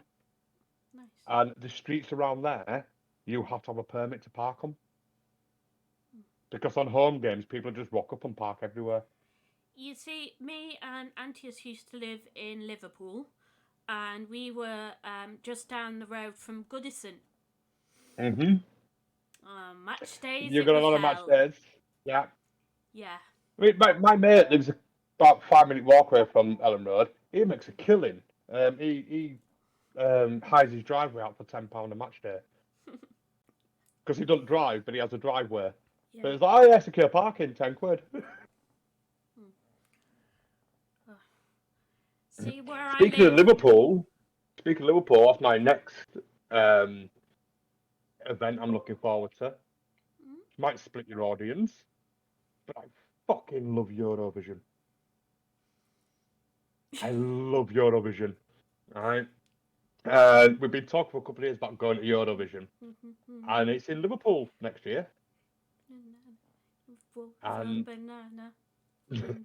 give the wolf a banana. I fucking love that song. I should have won Eurovision. Tell me about it. Um, I loved it, but it just but, sometimes pops into my head and whenever we won. But yeah, my so we have a Eurovision party every year. So you what we decided was, too. yeah. So what we do is it costs you £1 to come to the party. So you come in, you put your quid in the bowl, and you pull a piece of paper out, and that's your country. Can't afford And whoever's it. got the winning country takes all the money. Right? Have you booked your tickets? No, because they're not on sale yet. Right? But we have a plan. Because it's in Liverpool, I've come up with an amazing plan. Do it. I'm on the mailing list, so as soon as the tickets come available, we're getting them. Do Right? it. But we're not going to the Eurovision final. How could you? Because the Eurovision final is the third time that's done. So on that day, you have the judges show, the family show, and then the live show. So we're going to get tickets to the judges show or the family show, because they won't be as demand as the live one is, so we're more chance of getting them. So we could get a train out of Liverpool, have a couple of hours on the piss, go watch Eurovision. The only thing different is the ending is made up, like the scores and stuff at the end are made up. It's kind of like a rehearsal. But all the live performances are the same. So we're going to go watch all that, and then we can leave that, jump on a train, and get back to Leeds in time for the live show on TV and still have our Eurovision party. Well, if you are around Liverpool, we are relatively close, so We will let give us you a know. shout. Yeah. I mean, also, we're meeting my... £400! Yeah. For the final, for the live final, it's not... I think it's about 60 quid each for the family show, the judges show, which is exactly the same performances, except they make up the numbers for the voting at the end. But we can go see that, jump on the train and get back in time for the live show. But we're actually going down. My friend lives in Liverpool, so we're going down and she offered us to stay at her flat. Bless her. Nice. Now I think she's jumping on the train back with us to come for the party. Because she drove all the way from Liverpool for our wedding. Bless her. But she is currently working on the new Fable. Yeah, that's her job. That's so food. I mean, good. That's so good, even. No, but that's our plan. Is like we always have a Eurovision party, and it's this thing of like it costs £1 to get in. Yeah. So you pay you bring your own beer, pay £1 when you get down. You put £1 in bowl, and you pull a bit of paper out, and then you get Slovakia or Belgium or whatever. And if they win Eurovision, you get all the money in the bowl. And then once the first act's on, however many pieces of paper are left in the jar, you can then buy extra. So you can go, oh, there's 5 pieces. I'll put them for £3 in. So you've got 4 chances of winning. So you've got to wait till the first act starts before you can buy any extra. But then, yeah, Nice. that's our Eurovision part. We just get drunk. I mean, we have our Eurovision mic. It's right here. I don't know if this will work on stream. Let's see, is it? Oh no, the battery's dead. It's died. No, but yeah, basically a really like big pink dildo-ish microphone. One sec. I have to get that song up. I'll probably get told off But no, it's that one. No. Liked videos. No, it's here somewhere. Oh, oh yeah. Do you remember Man's Heroes Sweden? No. He won it. It was See, one of the best. Oh, I with the love the really lightscaping. weird. Um, Yeah, link it, don't play it, because you'll get demonetized on YouTube when you put this as VOD later. Oh, and then because they won, they did it, and when they were the hosts, they did a how to make the perfect Eurovision song called Yeah. Love, Love, Peace, Peace. Yeah, see, I love the mental shit, so I love, like, what were the wolves called that Norway this year did give that wolf a banana? I forget, but I Um, know the ones you're talking about. 2014, Iceland in 2014, I think it Lord, was. yeah, I agree with Antius. Lordy Lordy was, was fantastic, yeah, yeah. I love the weird shit, so you get, like, yeah. 2014, you had Polypank singing Prejudice, which was amazing. But the Polish one, where they had the literally porn, basically. They had like some big busty woman on the edge of the stage, like churning butter, and then another one just on a washboard. Lordy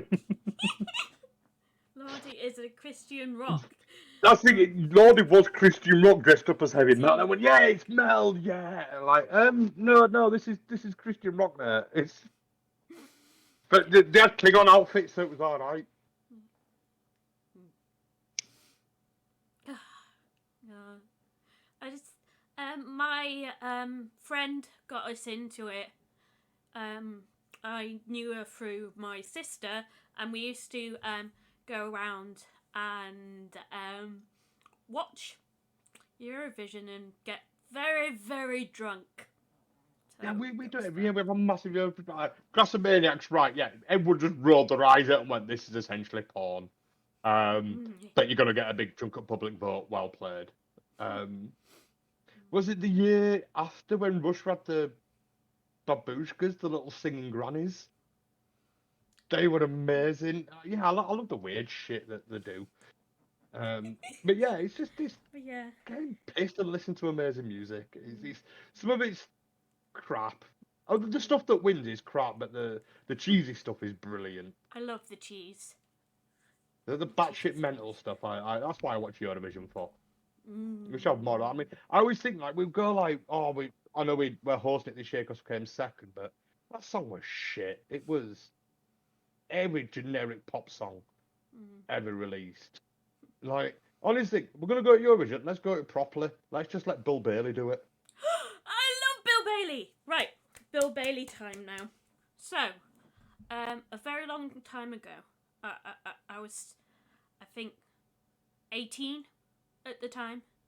Me and my friend went to see Bill Bailey, and it was my first show.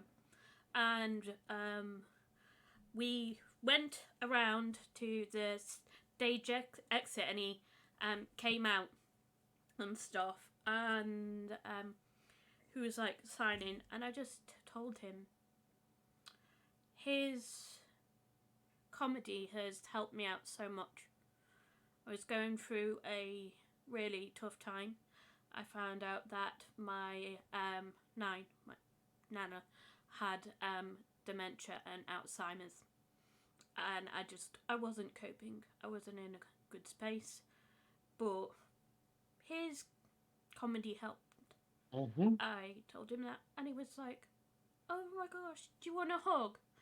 And I got a He's an hug. amazing guy, isn't I got a hug from Bill Bailey, and best hug ever. You know, I'm not just saying it because I was starstruck, but it was, one of those proper squidgy. You'll Yeah, be all I know. right hugs. I've had the same hug. I've had the same hug. It's one of my favourite celebrity moments. Is I was working, as a radio presenter. We was covering his live gig in Leeds, So we kind of like stood in the wings watching the show and stuff. Then we were backstage to interview him for like 5-10 minutes afterwards. And he came off stage. Sam kind of stood like, "This is Bill Bailey's, but how do I say hello? How do you introduce yourself and stuff, right?" And I was getting really panicky. And he he came off stage, went to his dressing room, so got sorted out. Came back out, and he just went, "Badger!" And I went, "Yeah." And he went, "Oh, legend! Give me a big, massive, squidgy hug." Right?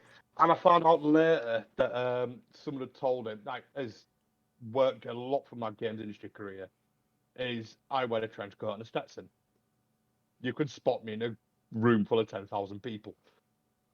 And he got told the guy interview wears a trench coat and a Stetson and he's called Badger. And so he came out of the dressing room, saw me, and just had to shout my name. It's like, fucking Bill Bailey knows me. They came up with me a big, massive hug, and then we had an amazing, like, supposed to be a 10-minute interview. I think it went on for about 25 minutes. Yeah. It was So fantastic. One you of the know nicest people the I've met. power of the Bill Bailey hug.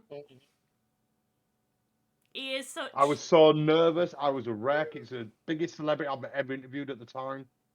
And then, yeah, I just gave me this big fucking bear hug. And it all went away. And I was just like, "Oh, fucking amazing. I smashed my fucking job." Probably one of the best nights I've had as an interviewer that night. Yeah, and But it was a Bill Bailey hug that made it possible. yeah. I look at the chat like, yes, Gorillas would be amazing. Yeah. At Eurovision, Gorillas would be good. Mm. Still can't get over Octavius King and Jason Bradbury know who I am. I was saying this on Grassomaniac stream earlier that 2016 I went to Play Expo Blackpool to interview Mr. Biffo. So it's my first Play Expo Blackpool. I was only going there to interview Mr. Biffo.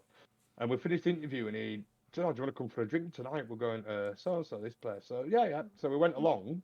Like, "Mr. Biffo, I've read this guy. I grew up reading teletext. Like, how fucking old I am. I was reading Mr. Biffo on Game Central. Right? And this fucking, I'm not even just interviewed the legend. He's invited me out for a drink. Like, we're fucking going. Right? And we went out and went to go meet him. And there was Slopes Games Room, Kim Justice, Trista Bites, Ashens, Octavius Kitten, and Quang. Right? And I'm like, these are like Kim Justice, Trista, Slopes. These are people I've been watching on YouTube for years. And I'm sat having a beer with them. This is mental. And now I've got their phone numbers. These people I've watched on YouTube for years call me a friend. Yep. It's mental. I still can't believe that, like. And the reason I brought it up with Jason Bradbury is that when we went to Blackpool this year, it was my 10-day fucking marathon. So I'd done 4 days at EGX. I got home from London back to Leeds. 12 hours later, I flew to Budapest on a mini moon. Got back from Budapest after 4 days, and 7 hours later, I was in Blackpool. Right, but I found out when I was in Budapest that the trains were on strike. So my train ticket had been refunded, so I couldn't get to Blackpool. Right, so I was sat outside this bar in Budapest with my, now wife, recently become my wife, and I said, "You know what? I think I'll give Play Expo a miss. I can't get there. Trains are on strike. I might just give it a miss." 20 minutes later, Trista messaged me and said, "Will you be on stage with me and Jason Badbury on Saturday doing the main show?" I'm like, "Looks like I'm going to Play Expo." So I messaged my mate, and he very kindly offered to drive me over. Like, "If I give you some petrol money, will you drive me out to Blackpool?" All right. I had message Andy as well, who owns Replay, and said, like, "Right, I can't get there unless my mates bring me. My mates have to drive me over. Could I just get a couple of extra day passes just for them?" Then he's like, "Yep, sure, you can fucking have them." Right, so mates told me, "I'll go to Petrol Mate." But while we're walking through, you go into the Norbreck through the main door. You've got to walk past reception, down that long corridor, through the bar, and then go down that long corridor to where the Plexpo is. Before we got to between the reception and the stage bit where the bar is, we walk along there. I'm walking in with my mates, and I've got I think like Andy, who runs Maine, Yellow Belly. There's about 5 or 6 people said hello to me, and I'm like, yeah, I'm just gonna check in. I'll be in a minute, right? I was like, fucking hell, you're popular. It's like, yeah, it's my job. It's what I do. And then just we got to the stage, Jason Bradbury walked past us, who I've never met in my life, but Trista's asked me to be on stage with him that night. Jason Bradbury comes and goes, Badger, good to see you, man. How's it going? Shakes my hand, gives me a big hug. My mate's jaws just hit the floor. Like, Jason Bradbury knows who you are. I'm just being the dickhead that I am going, yeah, of course he does. He's like, he's on stage with me tomorrow. But it's that. I've been to Plexpo Manchester, I've been to Glasgow, I've been to Margate, and the good shows, I enjoy them, the good events. But Blackpool's special. Blackpool's a community. Like we were talking earlier about, as a streamer, you meet these amazing people like Grassamaniac and Magtheria and stuff. And I think that's Blackpool is the accumulation of that It's you walk special. in. I think Grasso so mentioned special. on his stream earlier that he felt like a bit of a celebrity because he walked into Blackpool and people's like saying hello to him and stuff. And it's like, Yeah, it's like, how do you know me? I'm yeah, nobody. I've not even reached 200 yet. But they it's not know about me. numbers. But you're a good person. You've been there year in, year out, and these people Not like year Yellow in, Bella. year out. That was my second year. That was. But you were there last year, and you were a good person last year. They liked hanging out with you, so they know you this year. I don't know. You know, that's what's great about it, Blackpool. It's in the worst fucking building in It's the UK. disgusting. It's horrible. But we keep The going back Norbreck is there. funny. Ugh. I've been going there. I've been going there since 2016, and this year was the first time I stayed at the Norbreck. Right, and it didn't let me down. I went to my room, and there was a big black bin outside my door catching water drops. There was buckets up the steps catching water. I'm on the first floor. Where the fuck is this water? How much floors does it pass through to get to it? It didn't let me down. It's the shittest hotel. But it's amazing. We had. It all started for us then. It all started there. I mean, the year that's that the we thing, it's like, went was. I won a competition for tickets to go there. Otherwise, we wouldn't have gone. So me and the best Antius one. went there, and the people we met, it was amazing. And it just, I don't think we would have been friends with Grasso or Stetek or That's it. so I many other met- people and stuff. And it was amazing. I loved. I think I met you guys. I mean, you and Grasso and Antis at Format. Yeah, at Didn't I format. before? Yeah. And then at Blackpool this year, I knew you guys, but I met Mag Theory and Supersonic, and Yeah. and it's just like, oh, you're friends with them, you're friends with us now. Yeah. It's just Starfits. that fucking brilliant. Grassmate saying he wants to stay for the lulls. Nothing to do, so we invited him for drinks. Yes, my birthday drinks. Because the Grasso said he wants. first Play Expo we went to was on my birthday. Like, literally, October 23rd was that day. And I was like, if we didn't get those tickets, I was like, no, I want to spend my birthday with my family and friends. But no, Yep. I went there and I made new friends. And now we're like, Grasso is like family to me.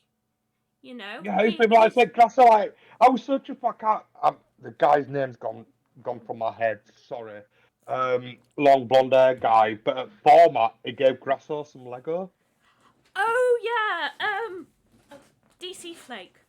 DC Flare, classic DC Flare. He gave Grasso some Lego. Yeah. And I was like, that's fucking brilliant. Like that is not a cheap gift. Yeah. I think it was an Aston Martin Lego, I think.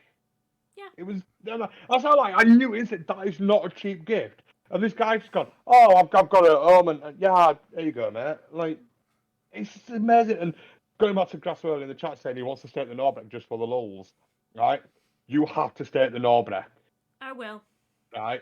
Because I'll if you regret don't, I'll regret if you stay somewhere else in Blackpool that's not the Norbreck, you miss half of Play Expo. No, I know. I'm aware of that now. I'm a little we have- disabled person. We- Yellow Belly Yeah, did Yellow tell Belly's us.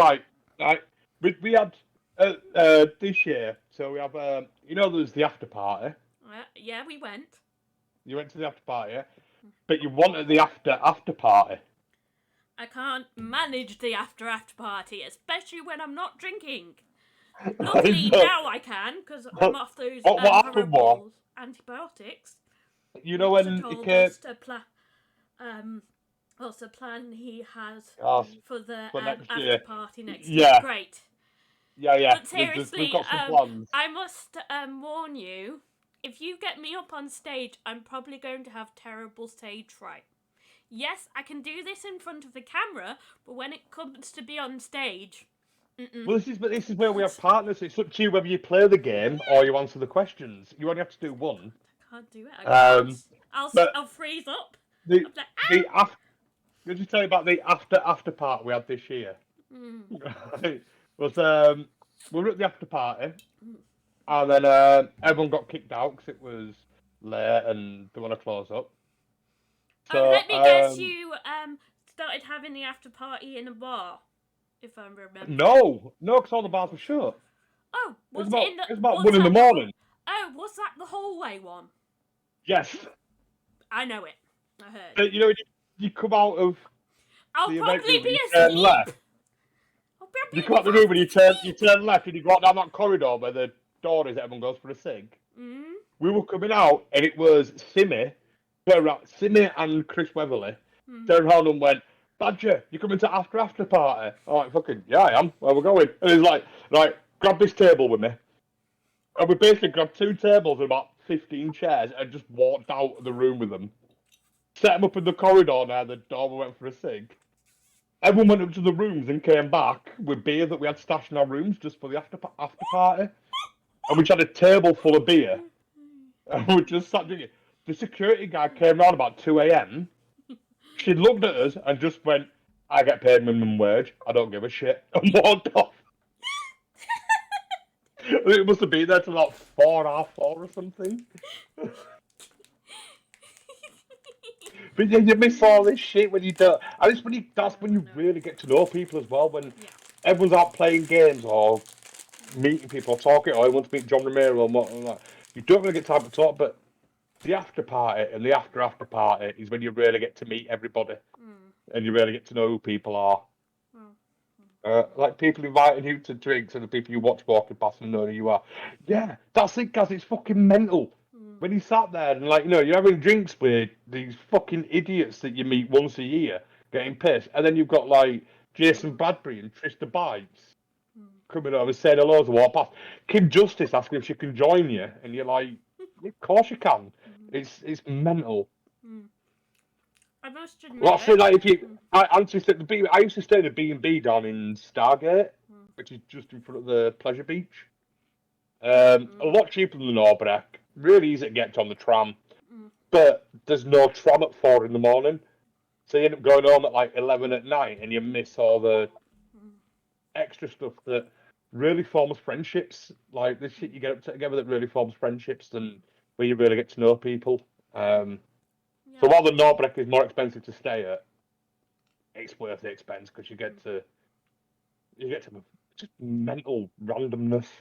It's hilarious. Yeah,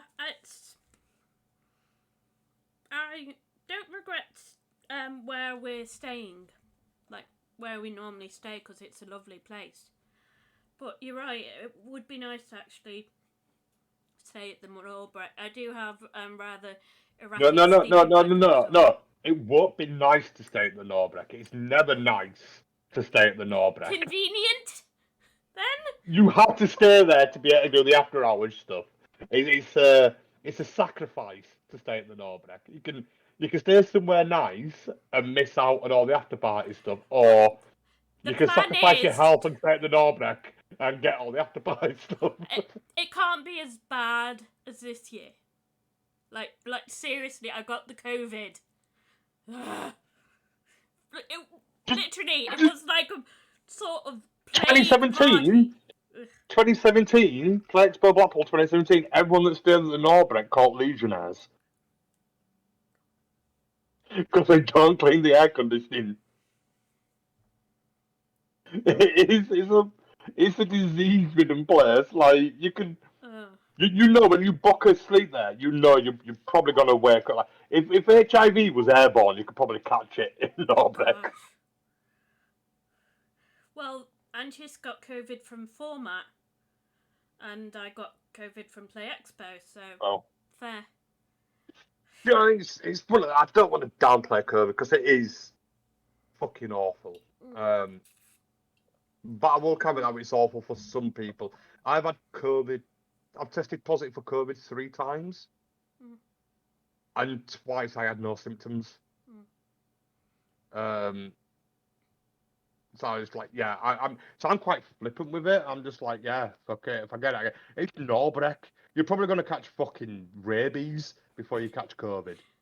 So I You know, got COVID and stuff, so yeah. yeah. I thought, oh no, I'm just achy and tired because that's normally me, but apparently it wasn't. It was Well, COVID. this is the thing. I call it expo flu. Because I'll do when I do like EGX, Mm. I do 8 a.m. till 3 a.m.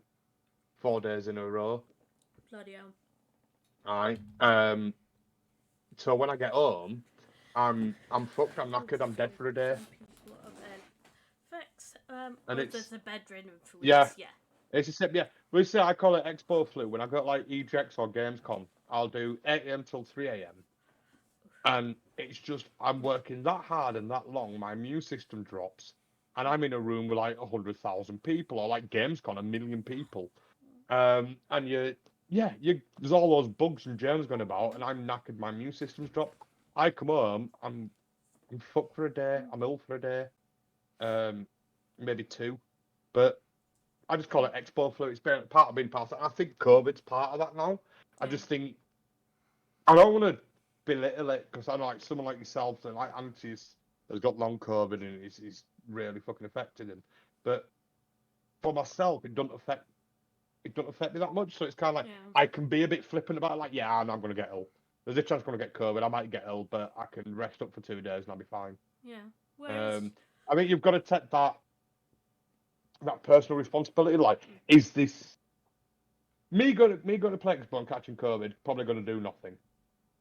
You and Antis going to play Expo catching COVID? Probably going to be quite fucking devastating. Yeah. So you need to weigh your own risks, and I think Mm. we needed to have it back and have stuff back again because we can't I stop it for a few I people. must admit I'm willing to take the risk Mhm. because for me being in pain, being unwell is my day-to-day life. It's not Yeah. going to change much. And like I Mhm. said, when I found out I had COVID, I got chesty, and I couldn't breathe properly, and it, the really really weird thing was I got super hungry. I was hungry all the time. Like, Mhm. not just, oh, I'm a bit peckish, I need to nibble on. I was literally, I felt like I was starving. Yeah. And that was Even after unpleasant. you've eaten, you're still hungry. Yeah. Oh, I could Yeah. eat. I was like the first time I got it. It didn't. I could have just eaten, and 2 minutes later, Yeah. it's like I'm not eating for 2 days. Mm, I was just starving the first time I got it. mm. There were I was two so times I hungry. didn't even know. Mm. But yeah, it's that. Um, I think it's that risk in it. You know, like you go, well, I caught COVID at Plexpo. Well, you decided to go. yeah, No one it's forced you to worth go it. to it. You decided to go there. Yeah. Yeah, Mm. it's that thing that it's. Hey, I'm gonna be at Plexpo. I'm gonna be at Format. Don't think I'm to gonna be be at honest, Gamescom or I Rejects don't again. think we'll be able to afford to go to Format. We're going to have to cut down a lot due Hmm. to Antis not working. And It's not just that the cost of living and energy and stuff. yeah, It was it's getting squeezed at the moment. and next year we have to renew our mortgage. Yeah, I did some adulting Oh. yesterday, and I did the mortgage. I Mhm. put in the application, and yeah, staying with our current one. Yes, it's gone up quite a lot, but we were lucky. It was 2018 when we got this place. We Hmm. got it absolute steal, and got the mortgage at a great price, but now it's gone up. A lot of people might not understand my logic for this, but in my mind, if we were renting this place, we'd Yes. probably be paying, I'd say, £700-800, and currently the mortgage will go up to around about 530. So I still think that's fine. And at the end of the Yeah. day, we still get this house. This It's is fine. my argument as well. I'm exact same thought as you. Like before, about 18 months before we bought a house, we was paying £650 a month for a 2-bedroom house. Two. Um, yeah, £650 a month for a 2-bedroom house. Yeah. That's Leeds for you. Um, Sorry. Yeah. and Yeah. then we bought a 2-bedroom house. It's a little bit bigger than the one we was in, and our mortgage is 317 a month. Wow, that's great. And So if our so mortgage if you doubles, I get the don't want to house, be. yeah, end of the Yeah, rent you and double. I don't be flippant to anybody that's in the chat or watching that's going through money issues or cost of living and stuff like that. I don't want to be flippant, but if we could afford £650 a month rent Yeah. and have nothing to show at that end of 18 months, if our mortgage doubles, we can still afford. It's still less than we're paying when we're renting, Yeah. and we have a house at the end of it. Exactly. So that's kind of where I Um, come from. It that there was one slight problem. um, If it wasn't for my dad, we wouldn't have been able to get the deposit. Dad lent us the money for the deposit. we had similar. So we were renting for 18 months, but paying £650 a month, it's hard to put money away for a deposit. We put it as best as we could. And then my auntie passed away with cancer. I'm sorry. My uncle in a big 3-bedroom house. His kids were all adults and moved out and got their own kids. He's potting around in a big house on his own. So he tried and said to us, right, why don't you move? I'm going to sell it in a year. I don't want to be here, but I've got a year to get myself sorted and I'm off. He said, why don't you move in for a year? But instead of paying rent or anything, you've got to promise me and show me every month that the £650 a month you're paying in rent, you're putting into a mortgage saving account. You can live here rent free, but end of every month, I want to see you put that £650 you're paying in rent into a mortgage account. And we went, Oh, yeah, we can do that.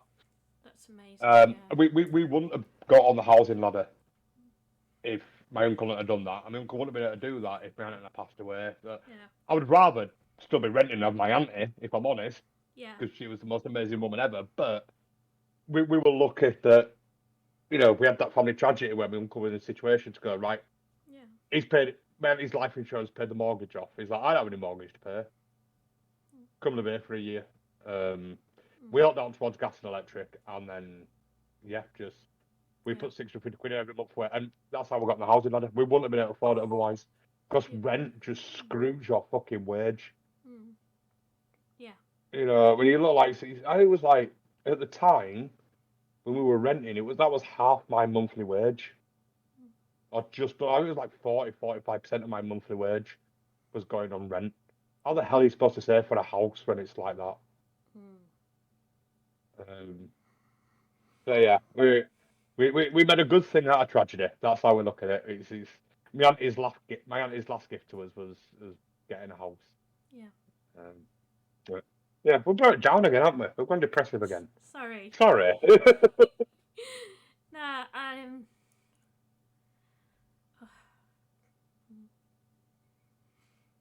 But yeah, I think in that respect, we were both lucky to be able to be on the housing market then, because Yeah. nowadays it is so difficult. I mean, if I wasn't with Antius, I'd probably still be living with my parents because I wouldn't be able to afford anything. I wouldn't be able Yeah, to. I mean, I was thinking about friends a long time. Like one of my friends, he's 43, lives at home with his mum. Right? And I don't want to shit, right? I love this guy. I'm not going to say his name because I absolutely love him and I adore him. He's one of my best friends. Been mates since we were 5. So that's what, 37 years we've been friends. Right? Every aspect of my life, this guy's been there, and I've been there for his. But he lives at home with his parents and has never had a long-term relationship because he can't bring a girl home because he lives with his parents, and that's embarrassing. Yeah. So no woman wants to know him because of his parents, but at the same time, he can't afford to move out. He works on a checkout at Lidl. He's on minimum wage. He can't afford to move out. He can't afford rent on his own. Oh. So, and it's like he's 40 fucking two and living with his parents, and that's what it is. Unless he meets someone who can pool his income with, then he can afford to rent, but he'll never be able to afford to buy. Yeah. He's basically, we've had discussion plenty of time. I'm quite blunt how we talk, so especially with my friends, because, like I say, we've known each other for 37 years. We were talking when we bought our house, so like, you ever thought about getting a house now? It's like, no, I'm just waiting for my parents to die. When his mum and dad dies, he'll inherit their house. Yeah. That's how he gets on the housing ladder. Pretty much. Right. If his ambition is to get on the housing ladder, well, he needs his mum and dad to die. He can have his mum and dad, or he can have a house. He can't have both. And it's really fucking depressing. It should be. It shouldn't be like I couldn't believe when we got our mortgage. I couldn't believe that like we're paying £650 a month in rent and for nothing. We basically just put £650 a month down the fucking hole, never to see it again. And now, I own this. I own all this, and it's £317. It's half the price. The fuck? How is that right? Sorry, we said you messaged me earlier saying we're not going to do politics. Sorry. And now we're starting kicking off over it. It's not so much politics, but it's a case of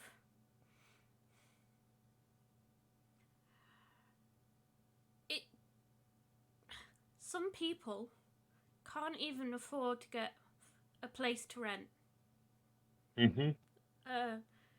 Before, people would turn their nose up at you if you were 18 and not out of your parents' house. Yeah. I even remember that and stuff. Not by friends and stuff, but by like some of my parents' friends and stuff. Like, oh, are you married? Do you have kids? Do you have freaking kids? And I'm not belittling anyone that has kids and a family and married and all that loving dovey shit. My brother didn't move out mum and dad's house till he was 21. Yeah, I would have done that. But... And all our neighbours around were going like, "Oh, he's a bit of a mummy's boy, you know. Bit of a mummy's boy, don't want to leave home." And it was like a shameful thing to be at home at 21. Yeah. Now it's like I've got my mate at 42 who's like he's never left. He's been in the same bedroom since he was 5. Well, you know what? If I wasn't with Antius, I'd probably have the same situation. I'd still be with my parents. Probably not being able to get a decent job because, guess what? I'd still be disabled. I'd still have the problems that I have now, apart from probably not having Antius and probably having more mental health issues than stuff. See, this is where I'm a big advocate of not playing the game. Like, going back to what we said at the beginning of the podcast, how I started out in media was I got made redundant. Yeah. And I sent an angry email and started reviewing games, and this wonderful 12-year career, became a radio presenter, film TV pilots. I worked for Leeds United as their media manager. I've done some amazing stuff, been to some amazing places. I did a 56-hour round trip to Australia. Oh my gosh. I spent more time in the air than I spent in Australia. But I'm just mad. I think I'd probably stay in the air and just bypass Australia altogether. But it was a media event where we went to Melbourne Cricket Ground. We were sat on the crease of Melbourne Cricket Ground with Shane Warne playing cricket. I want to say cricket 2018, cricket 29. Yeah, 2017. Cricket 2017, maybe 18. Anyway, and we sat playing it on the scoreboard. It was on the big screen in the cricket ground, and we were sat on the cricket. I'm never going to do that in my life. And someone offered to, I'll spend a fucking ridiculous amount of hours flying there for like 8 hours in Australia and then fucking fly back again. It was fun. It was mental, but I think that's actually neat. Rob, like, if you try play the game and try play the system, you go to work, you work hard, you get promoted, you get a better wage, you get a better wage, you can buy a house. No, it don't work. It don't work. Go do the mental shit. Go do the stupid shit. Go be, I'm working in a magistrate's prison, got made redundant. Imagine, I was great. I loved that. I was a great life. I loved what I was doing. Got made redundant, and instead of going into, I should have, by the rules of the game, got into social care or social services or something, because I was perfectly qualified for it.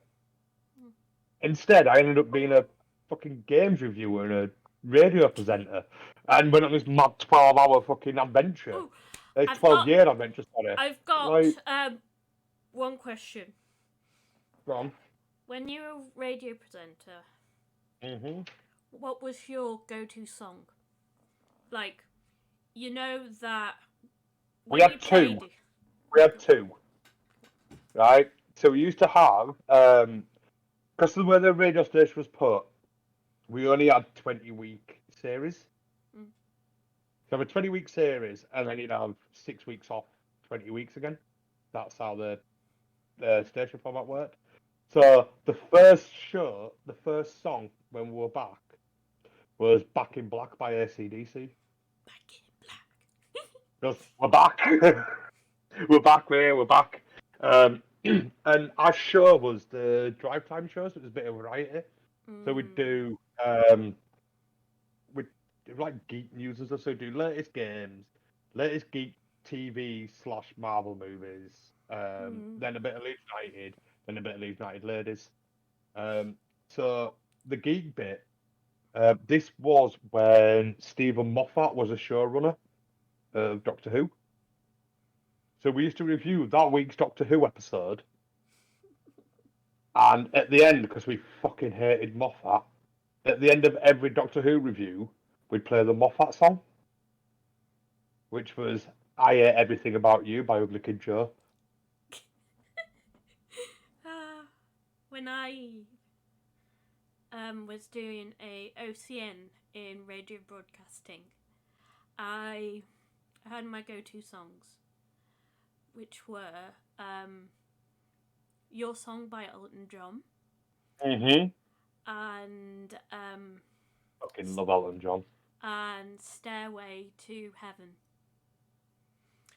Good choices. And Stairway to Heaven came about when we were fishing for ideas, and I was like, why don't we ask people what they want and stuff? And I had this little idea.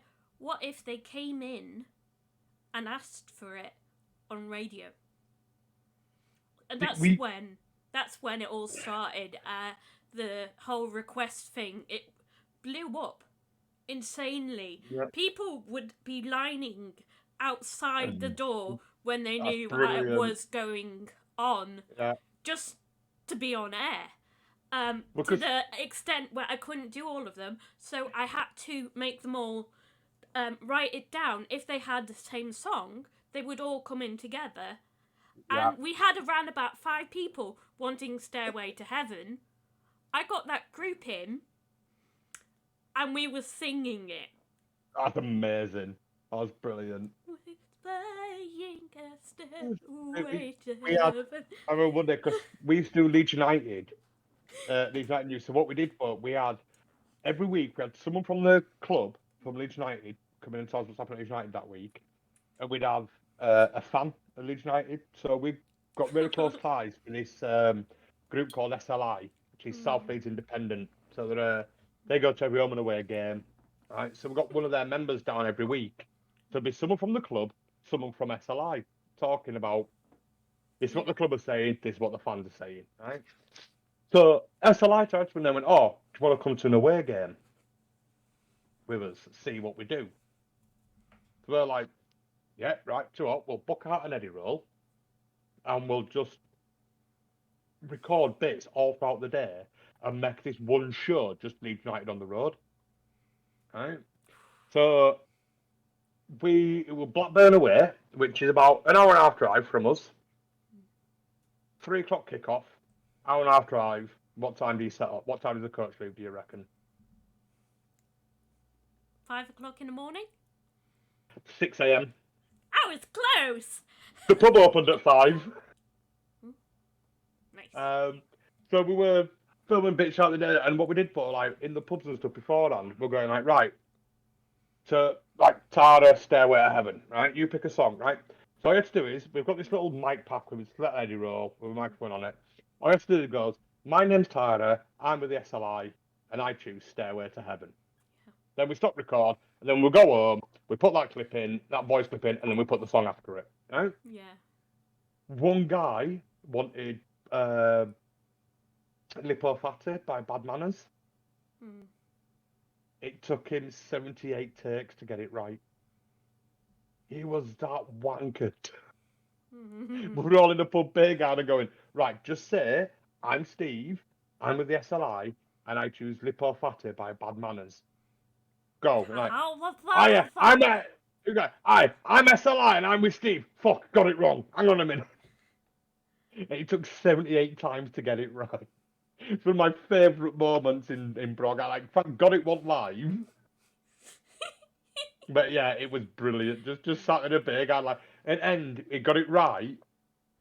And he went, fuck, I did it! And the whole beer garden just erupted. Yeah. It was my favourite days I hate the word content creator, but yeah, my favourite days were just like, this guy got there. Buster Blood Festival, I was younger, he went to school with my dad. I actually saw Buster Blood Festival last night. It was at the Broodnell. Bad Manners were playing at the Broodnell in Leeds last night. We went up to the gig last night and saw it. It was a fucking amazing gig. It was fantastic. Yeah. But I'm sorry, I'm running on. I've just noticed the time. Antius, let's do the finisher. You know how What's to do the it. finisher? What's the finisher? Come on. Let's just wait for it, Badger. Wrong!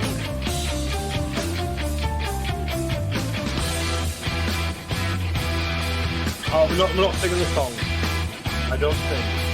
You don't have to. I don't sing. That's not happening.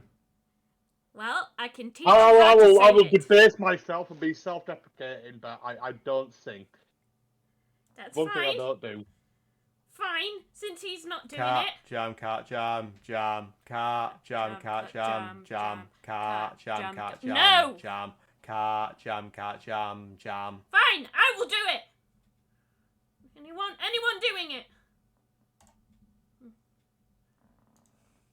You expect me to spend 12 points on something you can't say. I know I can't say it. I know I can't say it. Should we just call that a pod?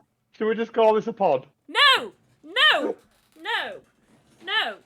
Fine. So I've got about 4 or 5 people downstairs waiting for me. Give me a moment. There, I'm doing it. There, I've redeemed it. And hey, Lazy Sword, you're late. Here goes. Give me a second. I'll give you a second. 1 second. There, a second. This is fucking unbelievable. Oh my god, focus diet this man is taking. Oh my god, that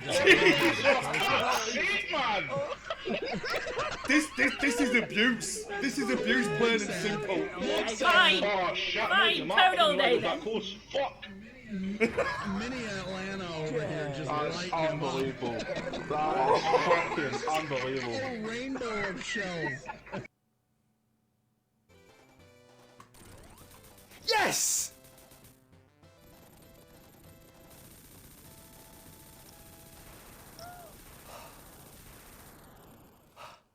Yes! I didn't want to end the stream without beating him, I really didn't. I understand. Especially the military intelligence. Give me some time. I don't have any time left for you. They've Alright, got I'm back. spies literally One everywhere. moment. They're doing Right, this. what's this big finisher? One more after this, which is Antius. Then I'll do it. I mean, you probably got American spies in the heart of the Kremlin, you know? How long's And this? vice versa, the KGB, Also, FSB, whatever they call Don't themselves follow now. Gaza Kitman. Me! Why did you shout at me? This is my stream! Go on, do it in your Oh no, not this! Not this! No! It's Grasso. It's not off the table. It's just. Not like that. I know the door's shut, but it's not. No, It's not not on my head. locked. Let's put it that way. You're shutting it. You're shutting I the door. caught it.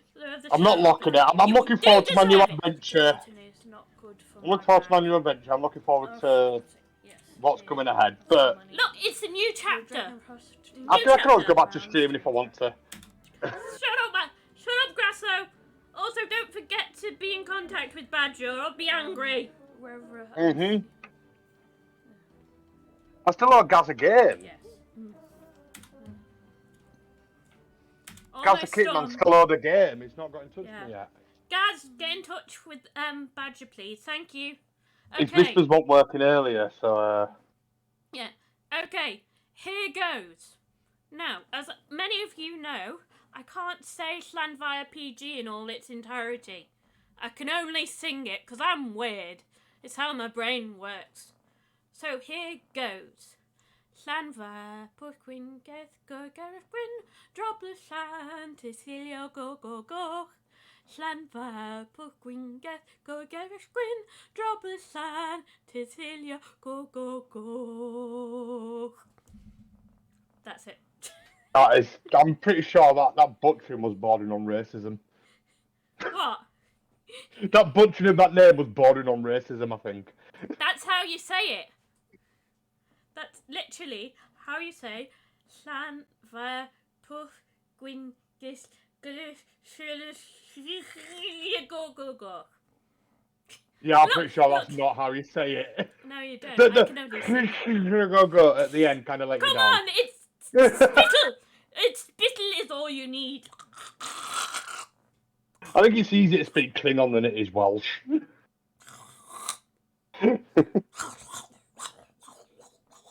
Right, I'm going to have to call that there because Yeah, I've got about same. 5 people downstairs waiting for me.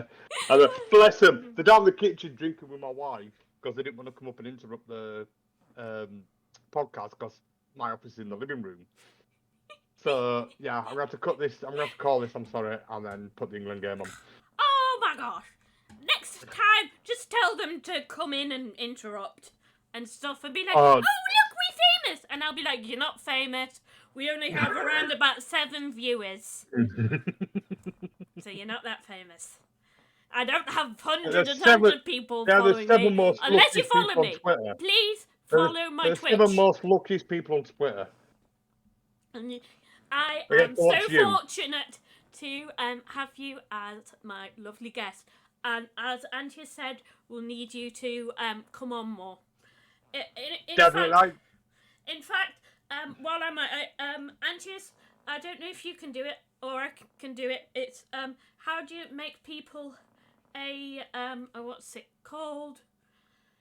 VIP. I'm gonna try it. VIP.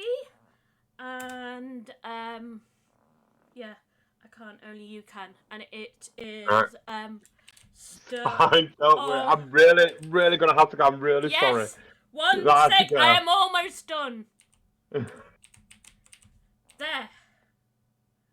Yeah. Now you are a lucky VIP member.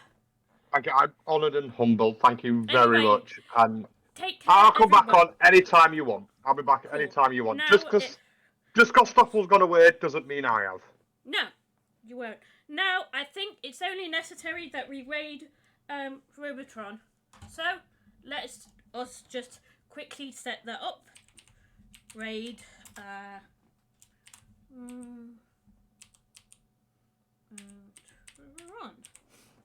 Okay. Anthony's right. I need to go watch England lose. I've got a lot of friends around there about to get drunk. I mean, the problem is I'm not worried too much about my friends downstairs in the kitchen. Okay. I'm more worried about them drinking my fucking rum. Oh God! Over down there. Go! Right. Be gone! Bye! Bye! Bye! Bye! So, let's just change this and that and webcam. Activate webcam. Hello everyone! So, I'll do the outro on my own. I'm going to raid Robotron. So yes, thank you all for sticking around. Hopefully I'll be streaming on Tuesday, and I'll catch you then. Bye!